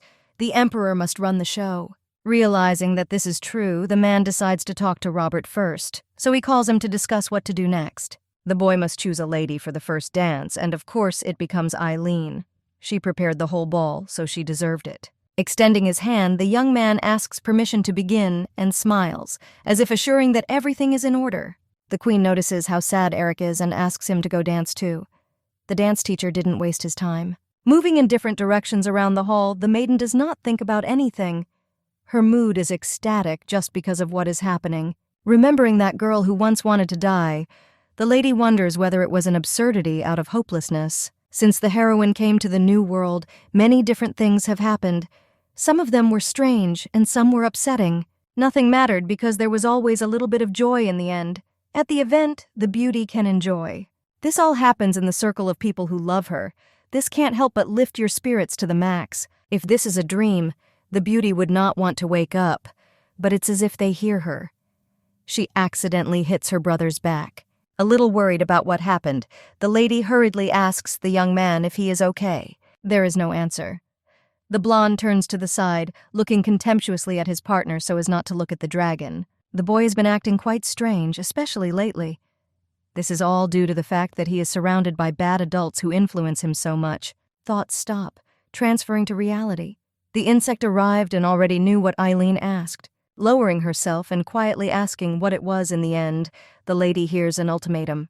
First, you need to give something tasty. Holding out the macaroni, the girl asks to eat it under the table so that no one can see. Now we can get back to talking. As it turns out, there are several secret passages in the castle that can be used. There is one even not far from the hall. Traces of Kiwi should also be found. The cockroach system should not be looked down upon because insects know everything. Everyone says that they saw a man in the old tavern who, together with the people, made a fuss. He has bright hair. When asking where the people were going, the lady hears the obvious answer. They headed to the estate of a man who had recently thrown a baby shower. Without words, it is clear that we are talking about the Duke. He freely uses the same trick again to get what he deserves. After hearing what she heard, the blonde decided for herself that she would go with the king to Gilbert as quickly as possible. Calling Piat closer to her, the blonde asks her to prepare something very important for the heroine, which will help with the operation. Turning into a dragon, the heroine is about to escape. Finally, she warns the maid not to try anything. There is no one who can catch a dragon without possessing the power that dominates the animal. Only the person who is the girl's owner will be able to catch her after she escaped from the castle through the window. Kneeling down, Piat talks about how it all happened. The maiden breathed fire and ran away, leaving the maid no chance. The king is angry. This can be seen even in his eyes, because this is not the first time he warns the maid to be careful, knowing who he is looking after. It seems as if the brunette decided to end everything. Just a couple of weeks ago, the emperor turned a blind eye to Will's escape, and now there was an incident with the princess. The girl is almost shaking. She tries not to show her fear, which gets under her skin only because of the angry screams. Robert comes to the defense. He tries to ask his father not to punish Piat, who is absolutely not guilty of anything. The brunette is ready to scream, even at his son, because he interrupted the king himself. He, in turn, asks him to rethink what his daughter said. The words clearly indicated that only the future owner would be able to catch the dragon. This made good sense. The conversation took the direction that the lady wanted. The riddle was solved, because whoever catches the girl will become the owner. If you do this, then, according to the future queen, the maid will not be punished. Calming down, the king asks if Piat saw something. Looking down even further, the woman says that she missed the baby in the corridor with paintings in the east wing, where they had been playing before. This is the same corridor in which there is a secret passage only for the king. Does this mean that Eileen is expecting a father? Realizing that they need to hurry up, the man tells everyone not to leave the hall until they return with Robert and Eileen de Chailly. In the estate of Duke Gilbert, surprisingly, there is a lovely atmosphere of warmth and kindness. This is all because of the newborn grandson. The servant asks if everything will be okay if the man doesn't go to the birthday ball. He really doesn't intend to do this. In any case, Prince Eric will become king. It would only be in vain to spoil the mood, just like the queen, if you take care of the birthday of Queen Nobilis's first child. A much better solution is to simply play with the future duke. The boy doesn't know anything yet due to his age. The dragon, standing on a branch on a tree near the window, grunts in surprise. If you listen to the old man, Queen Sophia's prince has already become king and is happily ruling the country. Turning to the insect, the blonde runs through a plan in her head. You need to do everything as important as possible, and then all the treats will be for the cockroach. It becomes clear that not everything will go smoothly, but risking everything, the lady is going to meet the king himself. Julia's royal castle is quiet. The door opens and shows the couple a secret passage, all this time located behind the painting. The brunette never even suspected that such a place existed in the castle. This new interesting information is intriguing. Without even turning towards his son, the emperor goes deeper, asking him to tell Eric about the secret, since he also deserves to know. Even Loki sensed that the boy had been treating his brother more cautiously than usual lately. It's like he's afraid of something. The brunette is not trying to put pressure or force the guys to get closer and become real brothers, but this will also be useful. Also, a man will not take sides because in the end, no matter how things go at a young age, they are destined to fight. Sophia will tell Eric about all this. She is his blood mother, who even with her character takes care of him. The eldest son does not have a mother, so in this way, the king tries to balance the odds, which cannot be given to anyone. Smiling, the young man thanks. He cannot hide his emotions for the first time, because he understands that his father still worries about him, like no one else. Despite the icy tone, you can still catch the hidden meaning that the man is trying to convey. The brunette is looking after Robert. In fact, the prince does not understand whether he wants to fight Eric. In my head, it will always be just a younger brother who is incapable of anything. The father walks forward, noticing something on the road. Picking up a piece of paper, he carefully reads the contents. The only thing written on the piece is, "Gilbert is bad, grab him." The young man did not find any explanations or where to look for his sister. The brunette is not sure about the rest. The handwriting definitely belongs to Eileen, but it seems that she wrote all this in a great hurry, so the letters jump. The Duke missed the ball on the pretext of illness. If this is true, then the old man should be at home, which means we should hurry to his estate. There are a lot of insects in the premises. They bite everyone around, appearing as if out of nowhere, not listening to what the man says, who is irritated. The insects attack for the sake of a pasta party from the castle's pastry chef, which the heroine promised. Opening the door, the maid asks what brought the respected emperor to the estate so late in the evening. The greeting seems cold and also unpleasant. The man was guilty of coming to the house without an invitation. This is wrong. The girl hastily bows down, saying that she didn't mean that he shouldn't.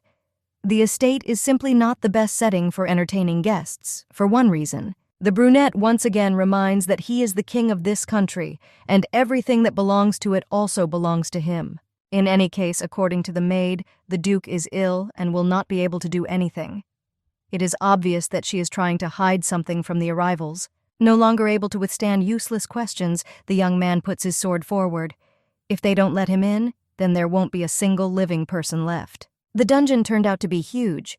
The girl decided to open it one hair at a time to leave clues, but at this rate there would be nothing left on it. The cockroach laughs.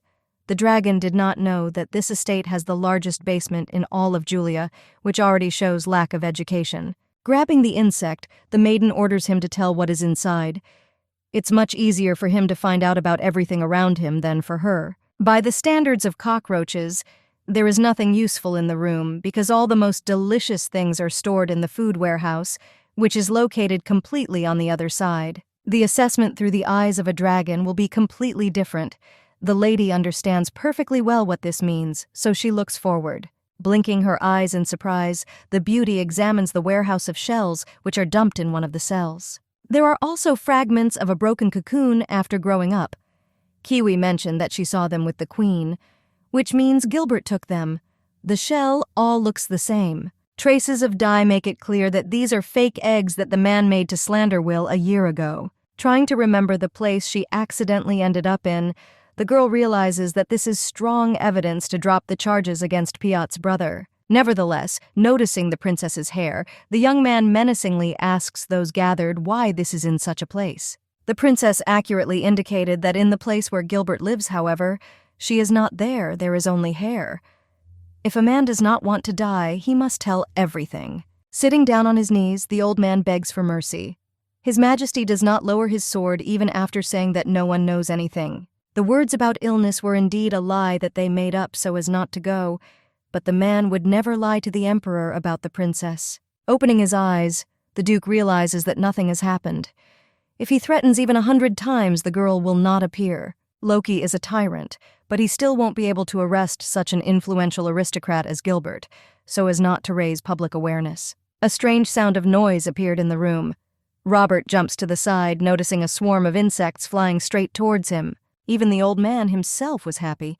He hoped that the insects would attack the king, thereby driving the ruler away. Pointing to the swarm, the maid says that out of nowhere bees flew onto the estate and bit all the household members. The man is in inappropriate shape, so he pretended to be sick just to resolve the problem. Insects have bitten people, and there is no fault with this, but they seem to point to the side, hinting that everyone should go straight towards them. The Duke freezes in horror.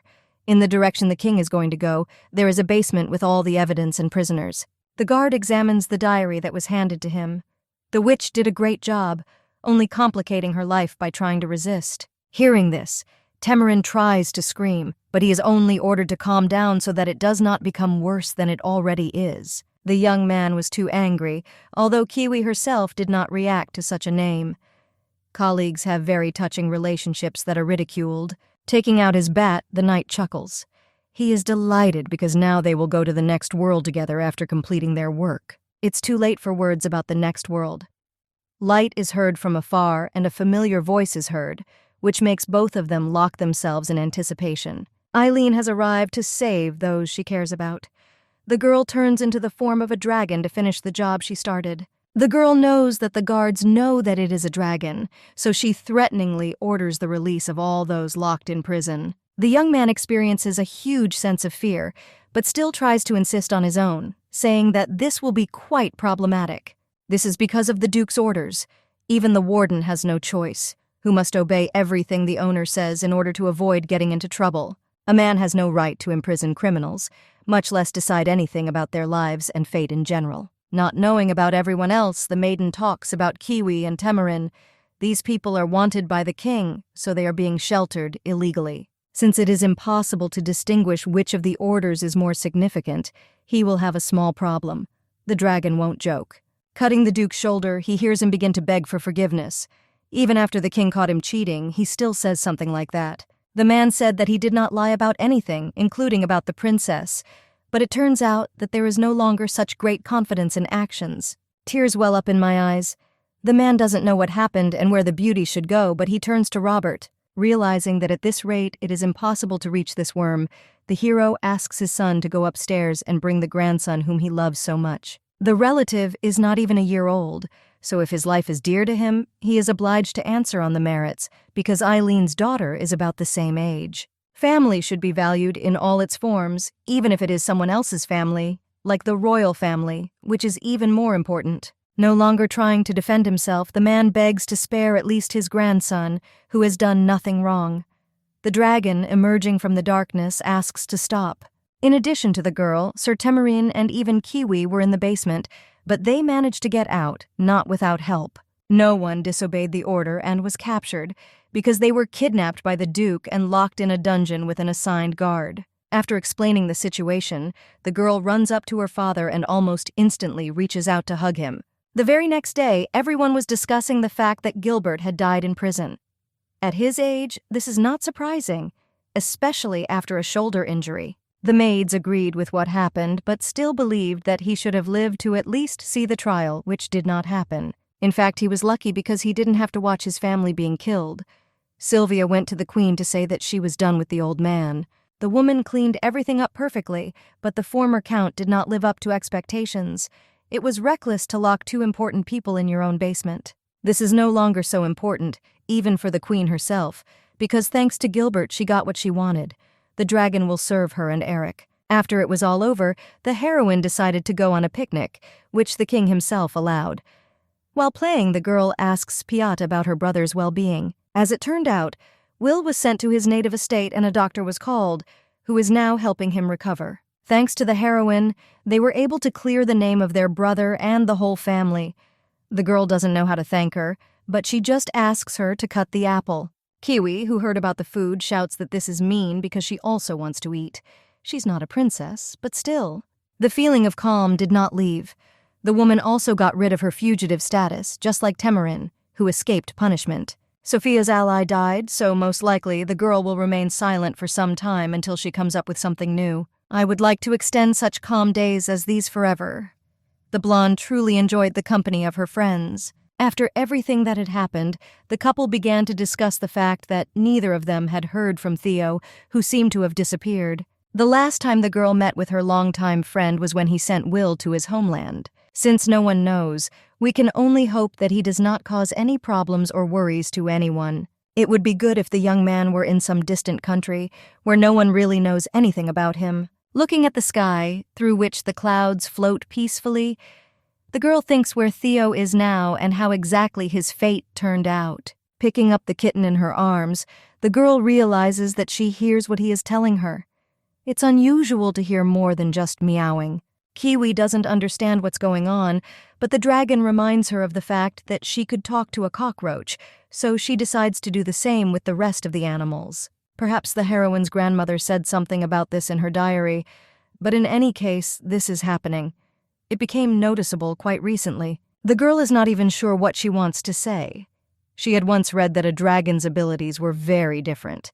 This happens even with brothers and sisters. That is why the grandmother was not able to write down the abilities of all the dragons, so that each of the possibilities can be new and unknown. Unwittingly remembering her older sister, the girl wonders whether she has her own characteristics or not. If only Eileen could meet Grain again, much more could be learned.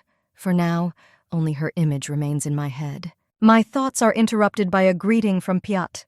She did not arrive alone because the king is with her. Without saying what exactly was needed, the young man reminds that quite recently they were talking about hunting competitions, which would take place very soon. This happened over a family dinner. Loki decided to send the eldest prince to this competition as a birthday present. Then the heroine decided to hold a birthday ball, which means receiving 2 gifts, which seems quite significant. The girl was just going to have a party and give the main gift, but such words prove that Loki is stingy with his sons. Not understanding which way her father is going, the girl clarifies. It seems that the whole point is that the man will not forbid anyone to participate, but vice versa. Taking out a bundle of scarlet cloth, the maid unties it as soon as she is given the command to do so. Pointing at the little thing, the man shows the world a sword. This weapon belongs to Eileen, which means both the prince and princess will take part in the hunt. Even Piat, noticing facial expressions, tries to say that participation in the competition is prestige. Virgo doesn't want to. Trying to show off her beauty, the girl makes eyes, quietly saying that she has never held a real sword in her life. The baby is afraid that after the first time she may get hurt, so she does not want to do this, but His Highness will insist on his own. The sword is more of a formality. The father does not demand much from his daughter because she does not master the art of combat like the princes. The only thing that would be the best option is to breathe fire, which will only prove that the girl is a dragon. Sometimes the blonde needs to try to get free. She is still an animal that will soon grow even bigger. The girl had never been to the Loshazak forest before. Each tree is new, so the baby turns her head from side to side. Kiwi calls her friend over, placing a ribbon on her hand. This is a bracelet that will not let you get lost, because your mentor has exactly the same one. Examining the thing, the lady casually asks if the thing was made independently. He looks a little weird, but that doesn't matter. If something happens, the lady and Temerin will lose their heads, which is not what we want. The king interrupts and steps forward to announce the start. Each of those who come to the competition is obliged to reveal their abilities, which they have been honing all this time precisely for this purpose. The father said that we need to return with the loot and try to fight, but in the end there was complete silence around. After a few minutes, the girl begins to think that this is a simple walk or a picnic. None of them even mounted their horses using their legs. It would have been a lot more fun if Piat had been with them, but she is a servant who has to carry out her duties in the castle. The girl is incredibly squeamish about all this. In the Loshazak forest, there is a lot of dirt and living creatures that they have not yet met. Not understanding what her friend is talking about, the girl clarifies again, trying to understand what exactly she is talking about. Nobody gives her an answer. Hearing rustling noises ahead, Tamarin pulls out his weapon, but it turns out to be just Eric, who sadly lowers his eyes to the ground. The first one is called to ask the princess. The brother is obliged to be surrounded by knights due to his age, but for some reason he walks completely alone. The boy is not lost, so he tries to justify himself. He is too stubborn to admit his guilt or his true feelings. For several months the young man pretended that he didn't even know Eileen, but now for some reason he came to make peace. It really does seem funny. Some rustling is heard again from the side. The girl doesn't have time to do anything, only reacting and turning to the side. After a few seconds, Zaya flies into the air. The shockwave, which cannot be explained, seemed to turn one's head for no reason. Kiwi was the first to catch on. For some reason, the princess took off without any effort. She didn't even want to do it herself. She is carried away by someone invisible. Robert and the knights stop. They are probably tired, so the men decide to take an easy break. The prince is going to look for traces of the presence of animals that should be here. The servants can rest and talk for now. There will be no problems with Robert's flexible character. One of them offers to eliminate the enemy already in the forest, but the other asks to be careful. The blonde-haired woman from the castle warned that no one should look down on the eldest prince because of his abilities. They are Sir Tamarin's pupils, but this does not add to the reason why they can be trusted. The prince receives personal lessons from the head knight even at such a young age. Recently, the number of training sessions has increased. Anyway, the guy is only 10 years old, but if they want to receive an award from the queen, they shouldn't act frivolously. Couldn't finish the sentence. One of the guys fell to the ground because he got caught. You should be much more careful. The young man almost died from the bite of a poisonous snake. Knights are not enemies, so I wouldn't want to embarrass myself if one of them dies due to a snake bite. The brunette is shaking. Only now did he fully realize that he had almost lost his life by pure chance. They should go after the boy. The three go deeper and deeper into the thicket, so very soon it will be possible to fulfill their plans to the fullest. Looking around, the couple notices that the prince has disappeared. Just recently, he stood right in front of the knights. but now there is no trace of him. Lying on some bed, the maiden in her sleep hears people discussing her. Some call her a goddess, while others talk about beauty and a wonderful image. A finger on my hand involuntarily moves. The voices gasp once again, talking about what a wonderful lady she is. The voice tells everyone to move away so he can figure out for himself whether the maiden has woken up. It's hard to tell if it's a man or a woman. The hero with shiny pink hair steps forward, calling the girl's name for the first time. The man believes that he can awaken the goddess with his insignificant breath. He approaches and begins to slowly lean forward. Approaching very close to his face, the guy tries to say something, but all the blonde feels is warm breath in the area of the eyes and forehead. No longer able to withstand such torture, the lady jumps up and, sitting up on the bed, pushes the strange character aside with all her strength. Sitting on the ground, the hero makes sounds that make it clear that he experienced pain due to the fall and impact. He looks more like a goblin. Little children with ears laughing. Others try to calm them down so that Mr. Treasure does not get angry because of the laughter and the name that was given to him. The man laughs easily. He is not a goblin, so he is trying to remind him of his existence. The goddess must remember him and know him well. The memory has been lost, so the man explains that they are in Loshazik Forest, in a forest within a forest.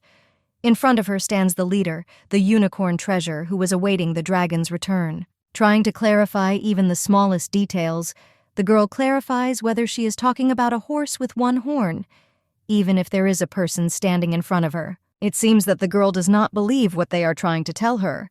There are even dragons in this world, so you shouldn't be surprised. The young man seems to be able to read the thoughts that haunt his head. This turns out to be true because he quietly confirms, nodding his head. In order not to completely frighten the goddess, the man tries to calm her down, proving that they are all normal, just like her. All the inhabitants of the place are in awe of the one who can do everything. They are just pitiful creatures who do not dare to harm. The unicorn turns into a real animal. Looking at Eileen with sad eyes, he only says how much he missed the one who had finally arrived. Lowering her hand to her muzzle, the girl still wonders why the guy was expecting a dragon. It is obvious that in the past they were connected by something. The young man understands that it would be better to show. They were able to catch a suitable victim for the ritual, so they can immediately get down to business. Before starting, the hero promises that he will guide the beauty to the Lake of Memory, where she can restore some fragments. A few minutes later, the couple arrived at beautiful blue water. It seems almost transparent. Eileen's memories lie dormant in this place.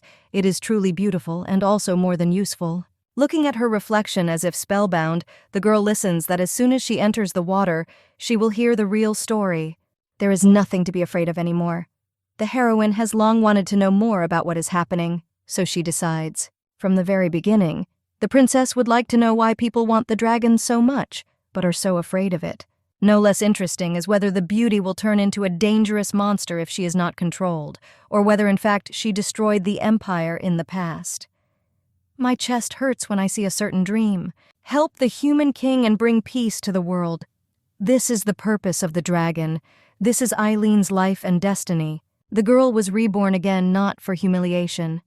She thought that in her new life she would not be connected with people, at least once. She wants to leave the world to stay in the forest. Thoughts about sincere desires are interrupted by a boy who holds out his palms full of raspberries. The girl did not eat anything, so the young man brought some food. Virgo doesn't remember that there was anyone like that in the gang of thieves, so she refuses. Not listening to the words about what to eat, the heroine turns away. She grits her teeth, but still orders the young man to get lost. The robber has not woken up, so the hero needs to leave quickly, but he does not give up. He insistently holds out the berry again. Raspberries in the forest are very tasty, so it will certainly be nice to eat something good right before you die. The man does not even suspect that the maiden ate fruits in the forest almost all her life. To talk about them as a gourmet dish, you first need to think about it. When they talked about what was happening, the young man made a sad face, as if he had known her for a long time. Still making up her mind, the girl understands food. Opening your palms, an offer is made to eat a few more, and of course the answer is an immediate yes. Eating everything that is offered, the blonde tries to swallow as much as possible, hearing how she is praised for her appetite. Asking to remove something, the lady first makes it clear that these are shackles, but then clarifies that we are talking about the pendant on her neck. Just about to pick up the pendant, The boy hears a robber who asks how he dares to become interested in the things of the head of the clan. A person is not a thing, and that is all an educated man needs to know. He is ready to protect the girl to the last. After the hero took off the pendant, there were no more obstacles left. The blonde forcefully opens the camera and breaks the bars. It will not be the young man who helped who will die, but those careless little people who themselves do not fully understand what they want from life. Walking around the forest once again, Kiwi looks around. Calling Eileen, the search was unsuccessful because they came to the same tree. The girl said that you need to follow where the bracelet shines, but then this is impossible because they are brought to the same place. Tamarin looks at the ground. If someone passed, he should have left a mark, but in the end, nothing is noticeable. Something still seems strange. The gentleman clutches a stone in his hands, looking around. By throwing a stone forward, a person forces those hiding in the bushes to come out. As it turned out, these were the two who were supposed to accompany Prince Robert. As it turned out, the prince suddenly disappeared literally from under the noses of the guards. They went searching and encountered Eric's group. Interrupting the chatter, the boy asks them to start trying to cope with the assignments, which so far have only failed. We need to find Eileen, so the young man climbs up the tree. The brother trained a lot, so he will return on his own, but this will not work with a girl. Climbing to the very top of the tree, the guy notices a huge, shining portal that illuminates everything around. It is found in the trunk and crown. The boy who once saved the dragon wakes up. Above him stands a girl and a treasure, who helped her bring it to the forest. The boy only remembers that the robber hit him with the handle of an axe, and then everything is as if in a fog that overshadows his eyes. The unicorn helped with his tears, and the lady doesn't even doubt it. There are no such beautiful people. Mistress Eileen isn't sure if the man is okay because he's blushing, but it's up to her to decide, not treasure or another subject. The blonde leans closer. Someone like her will never confuse the king's energy, even if it is hidden. The boy is afraid, but still introduces himself as Chapman. This is a royal branch. The heroine trusts people for the last time, so from now on the man becomes her master. Memories hit where it hurts the most. Raising her head, the blonde cries, not even knowing why, since she didn't see anything bad. The lady has not seen all the memories, and curiosity is still not satisfied, but this is just the beginning. In any case, everything can be found out later, since it's time for the heroine to go to the altar. Preparations for the ceremony are completely completed. Only recently did the realization hit my head. The dragon never even asked what exactly this ritual was. Noticing Robert, the girl rushes forward. The brunette is holding one of the animals, which are not even trying to escape from behind the knife. Taking advantage of the situation created by Eileen, the animal runs away, and the maiden herself approaches the prince, asking if everything is okay. The new dress was provided by the local people. They, as it turned out, were quite docile, even if the young man managed to intimidate them. It is strange that opinions were not divided. These flexible people tied the man with ropes, refusing to let him go anywhere. As it turns out, the victim mentioned by Treasure is Robert. That is why he was tied up, and the unicorn is indignant that his subordinates did a bad job. The man is not even going to answer the question, just apologizing. Robert, in an attempt to attack, flies to the side several meters. The young man lived for 100 years, waiting for only one creature, so now some prince will not be able to do anything with the help of his weapon. The girl transforms, but the same invisible man grabs her. The lady acts recklessly, since her strength has not yet returned. The treasure would not want to fight, but even if everything goes there, the maiden still cannot overcome his magic, no matter how hard she tries. Without saying anything else, the unicorn turns around and, picking up Robert in his arms, goes far away. It seems the subject has gone crazy. However, the only one who tried to stop him was Eric. He appeared seemingly out of nowhere with a bow and arrow. Trying to threaten the creature, the boy shouts that the arrow will soon pierce the neck. He won't hesitate to save the prince and princess. The barrier will not close directly because both people came into the forest of their own free will. As it turned out, no one even forced them. Now the young man is floating in the air next to Eileen. The boy tried to avoid being hit, but ended up getting hit twice, ending the battle. Something good might happen one day, but if Eric had tried something different, he could have easily gotten hurt. After abandoning Robert, Treasure hastily admits that the boy with blonde hair is an even better victim than the previous one. It's as if he doesn't hear the maiden's pleas not to kill. Strength is not like the one who is thrown. The unicorn still does not retreat. because it became obvious to him a long time ago that the man is the beloved of the goddess from a past life. The feeling is very similar to what Theodore said. If reborn, the memories will return again and again. The scene seems very familiar. The man standing opposite asks for forgiveness, taking out a blade to do something. As it turned out, the memories returned. Chapman stands in front of the maiden, who says that even if the lady is offended, this will be the best decision. Previously, hypnosis worked better, but in the end, nothing worked. This man almost became the murderer of his beloved. That is why the heroine got angry and began to hate all people, because even the one she trusted betrayed her. It seems that the treasure is using magic again because the body sitting on the chair does not move at all. The knife that the young man is holding was already in her dream. Reading thoughts, the guy agrees, but then apologizes, because if she didn't like it, she can stop. The goddess changed for the better, and thanks to Chapman, everything ended faster. You need to adapt to the unicorn's mood and fix everything. The girl looks in the other direction, saying that she wants to return her consciousness as quickly as possible, which used to be completely different. The guy looks at the moon, saying that as soon as it fully rises, it will be possible to begin the ritual, because the sacrifice has long been ready. Robert was returned back to where he was taken from. The servants found the prince, but for some reason there was no dragon next to him, nor his younger brother. Forcing one of the knights to move away, the other comes closer and kneels down. He's trying to figure out what's going on. The guy kicks one of the servants. He doesn't immediately understand where exactly he is, so he asks why he's causing others to be stupefied. Still agreeing that there are quite a lot of suspicious things in the forest, the brunette rises from the ground, dusting off his clothes. The man who stole Eileen asked for the guy in the clearing, and it was not just a dream. It is clear that now we need to save the princess. If the man from the forest harmed Shia, then both knights will be killed. This is not a threat from the prince himself, because in the end, it will be the king himself who will do it. The young man orders the sword to be given to him so that he can go on a search, but for a long time, he does not hear a positive answer. Agreeing to the ritual, so as not to anger Treasure even more, the lady sits in a robe, looking at the prince, who lies right in front of her. I'm tired of doing things like this. The moment of truth has arrived. The young man is afraid that nothing will work out, but it's still worth trying because the mistress is already ready. Bringing the wedge to his finger, the unicorn makes an incision, saying that from now on all memories and feelings will return back to the queen. Purple blood drips onto the circle, which instantly begins to glow with a bright light, signaling the beginning of the ritual. The girl can't even move a finger. She prays for Eric to wake up, but the answer is silence as the blonde proceeds to attack him. The first to step forward was the bright knight who interrupted the ceremony. He acts on the orders of the prince, but even this argument has no effect. The second one runs away almost immediately, leaving them alone. The first time Clad failed to kill, but if he runs after him, he will turn out to be stupider than even that young man. There is one step left, so the transition begins slowly.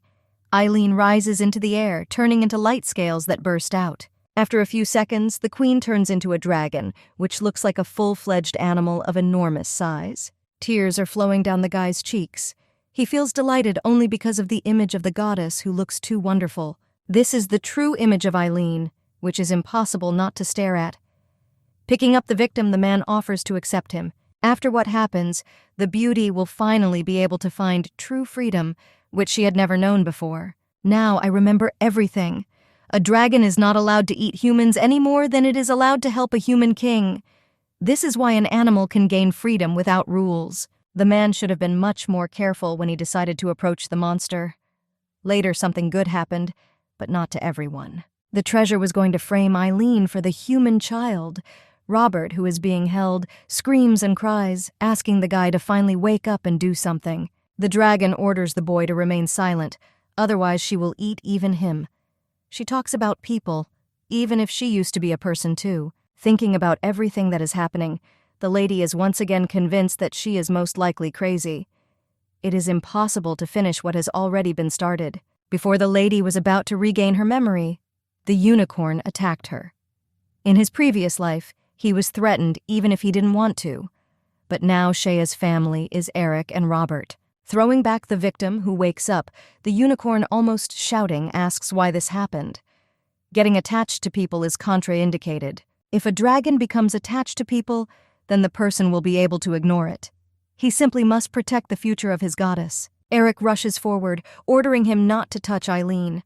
The explosion of magic still happens, so the baby ends up in the hands of a friend. Suddenly, the world seems too big, and the unicorn speaks evilly of the hatred that will be present in such a form. If the woman makes a sacrifice, the spell will be completely lifted and everything can be returned. But Eric refuses to the last for his girlfriend. It's strange to realize that the one who just recently controlled them both with a snap of his fingers is now simply asking. It seems that the man can no longer use that same magic, so the maiden takes off when she notices a cut on her finger. While the battle is taking place, the dragon flies up and finds the very blade that was thrown aside after the blood. Only the cut on Clad's little finger did not heal. Everything else was in perfect order, except for the part that had previously been cut by the dagger. Thoughts help you focus. If you attack with exactly this, you will be able to defeat the unicorn. At this rate, a man will not even be able to resist. Of course, there was not enough strength to carry the blade to the very end due to its size, but Eric picked it up. The young man is more than determined, so he orders fire to be quickly released into the face of the reincarnated horse. Mistress Eileen no longer cares about Treasure, who betrayed her. As he tries to move away, the prince plunges the weapon into him, causing him to make a sound. It was all over, so the lady finally returned to her original form. She smiles because she is glad that everything ended well. They should quickly leave the forest because the sun has already set. Everyone who was with them would only worry even more than before. The boy tries to attract attention by telling Eileen that he stabbed that unicorn, but that blade resembles Chapmont. Coming forward, the brother grabbed the young man. The hero asked for praise from his sister, but since nothing came of it, they simply headed out, crawling out of the portal in the tree. The beds are too soft, but still no substitute for hearing everyone talk about how the whole family was attacked. Piat is talking to someone, saying that everyone was hit, of course, except for the queen, who didn't go anywhere. As it turned out, even His Majesty also fell into this crow. The lady has already woken up, but the king is still unconscious. The king was injured when he fell from his horse during a competition. For some time, ministers will have to govern the country together with the queen. In the morning and evening, the maiden visits His Highness's bedroom and looks after him, which is strange given their relationship. The poisonous queen's reputation gradually improved. In fact, the heroine felt anxiety for the first time since her father's house was destroyed. The hunting competition was a great opportunity, but the first prince and king returned completely unharmed. Everyone said it was an accident, but if Loki woke up, he would conduct a thorough investigation and find who was behind the assassination attempt. Then the queen will die. But what will happen to Eric? Such thoughts fill your head, making it difficult to think. The mood worsens, bringing with it panic. Things aren't that bad. The two princes were found together, so there will be no doubt about Sophia. At this time, one can become bolder, since this is a chance for His Majesty to fall. We can build on the legacy Gilbert left behind. Immediately after the conversation, the daughter was invited to a tea party with Sophia, who organized everything herself. The queen would like to meet for tea and a chat, and the meeting will happen tomorrow. It is unsafe to remain alone with a woman, but there is no choice, because the heroine has already managed to agree. It's obvious that the stepmother is up to something, but the dragon doesn't care. She is confident that she can handle everything without problems. As Clyde said, all the memories returned and Treasure died with the dragon's power sealed away, but part of the maiden feels it. She stopped being afraid of everything. These changes are, of course, positive, but no one knows how the princess will behave next. Still, walking into the hall, the lady greets the blonde, who managed to dress up and prepare everything, continuing to just smile. The clothes the princess is wearing are incredibly beautiful.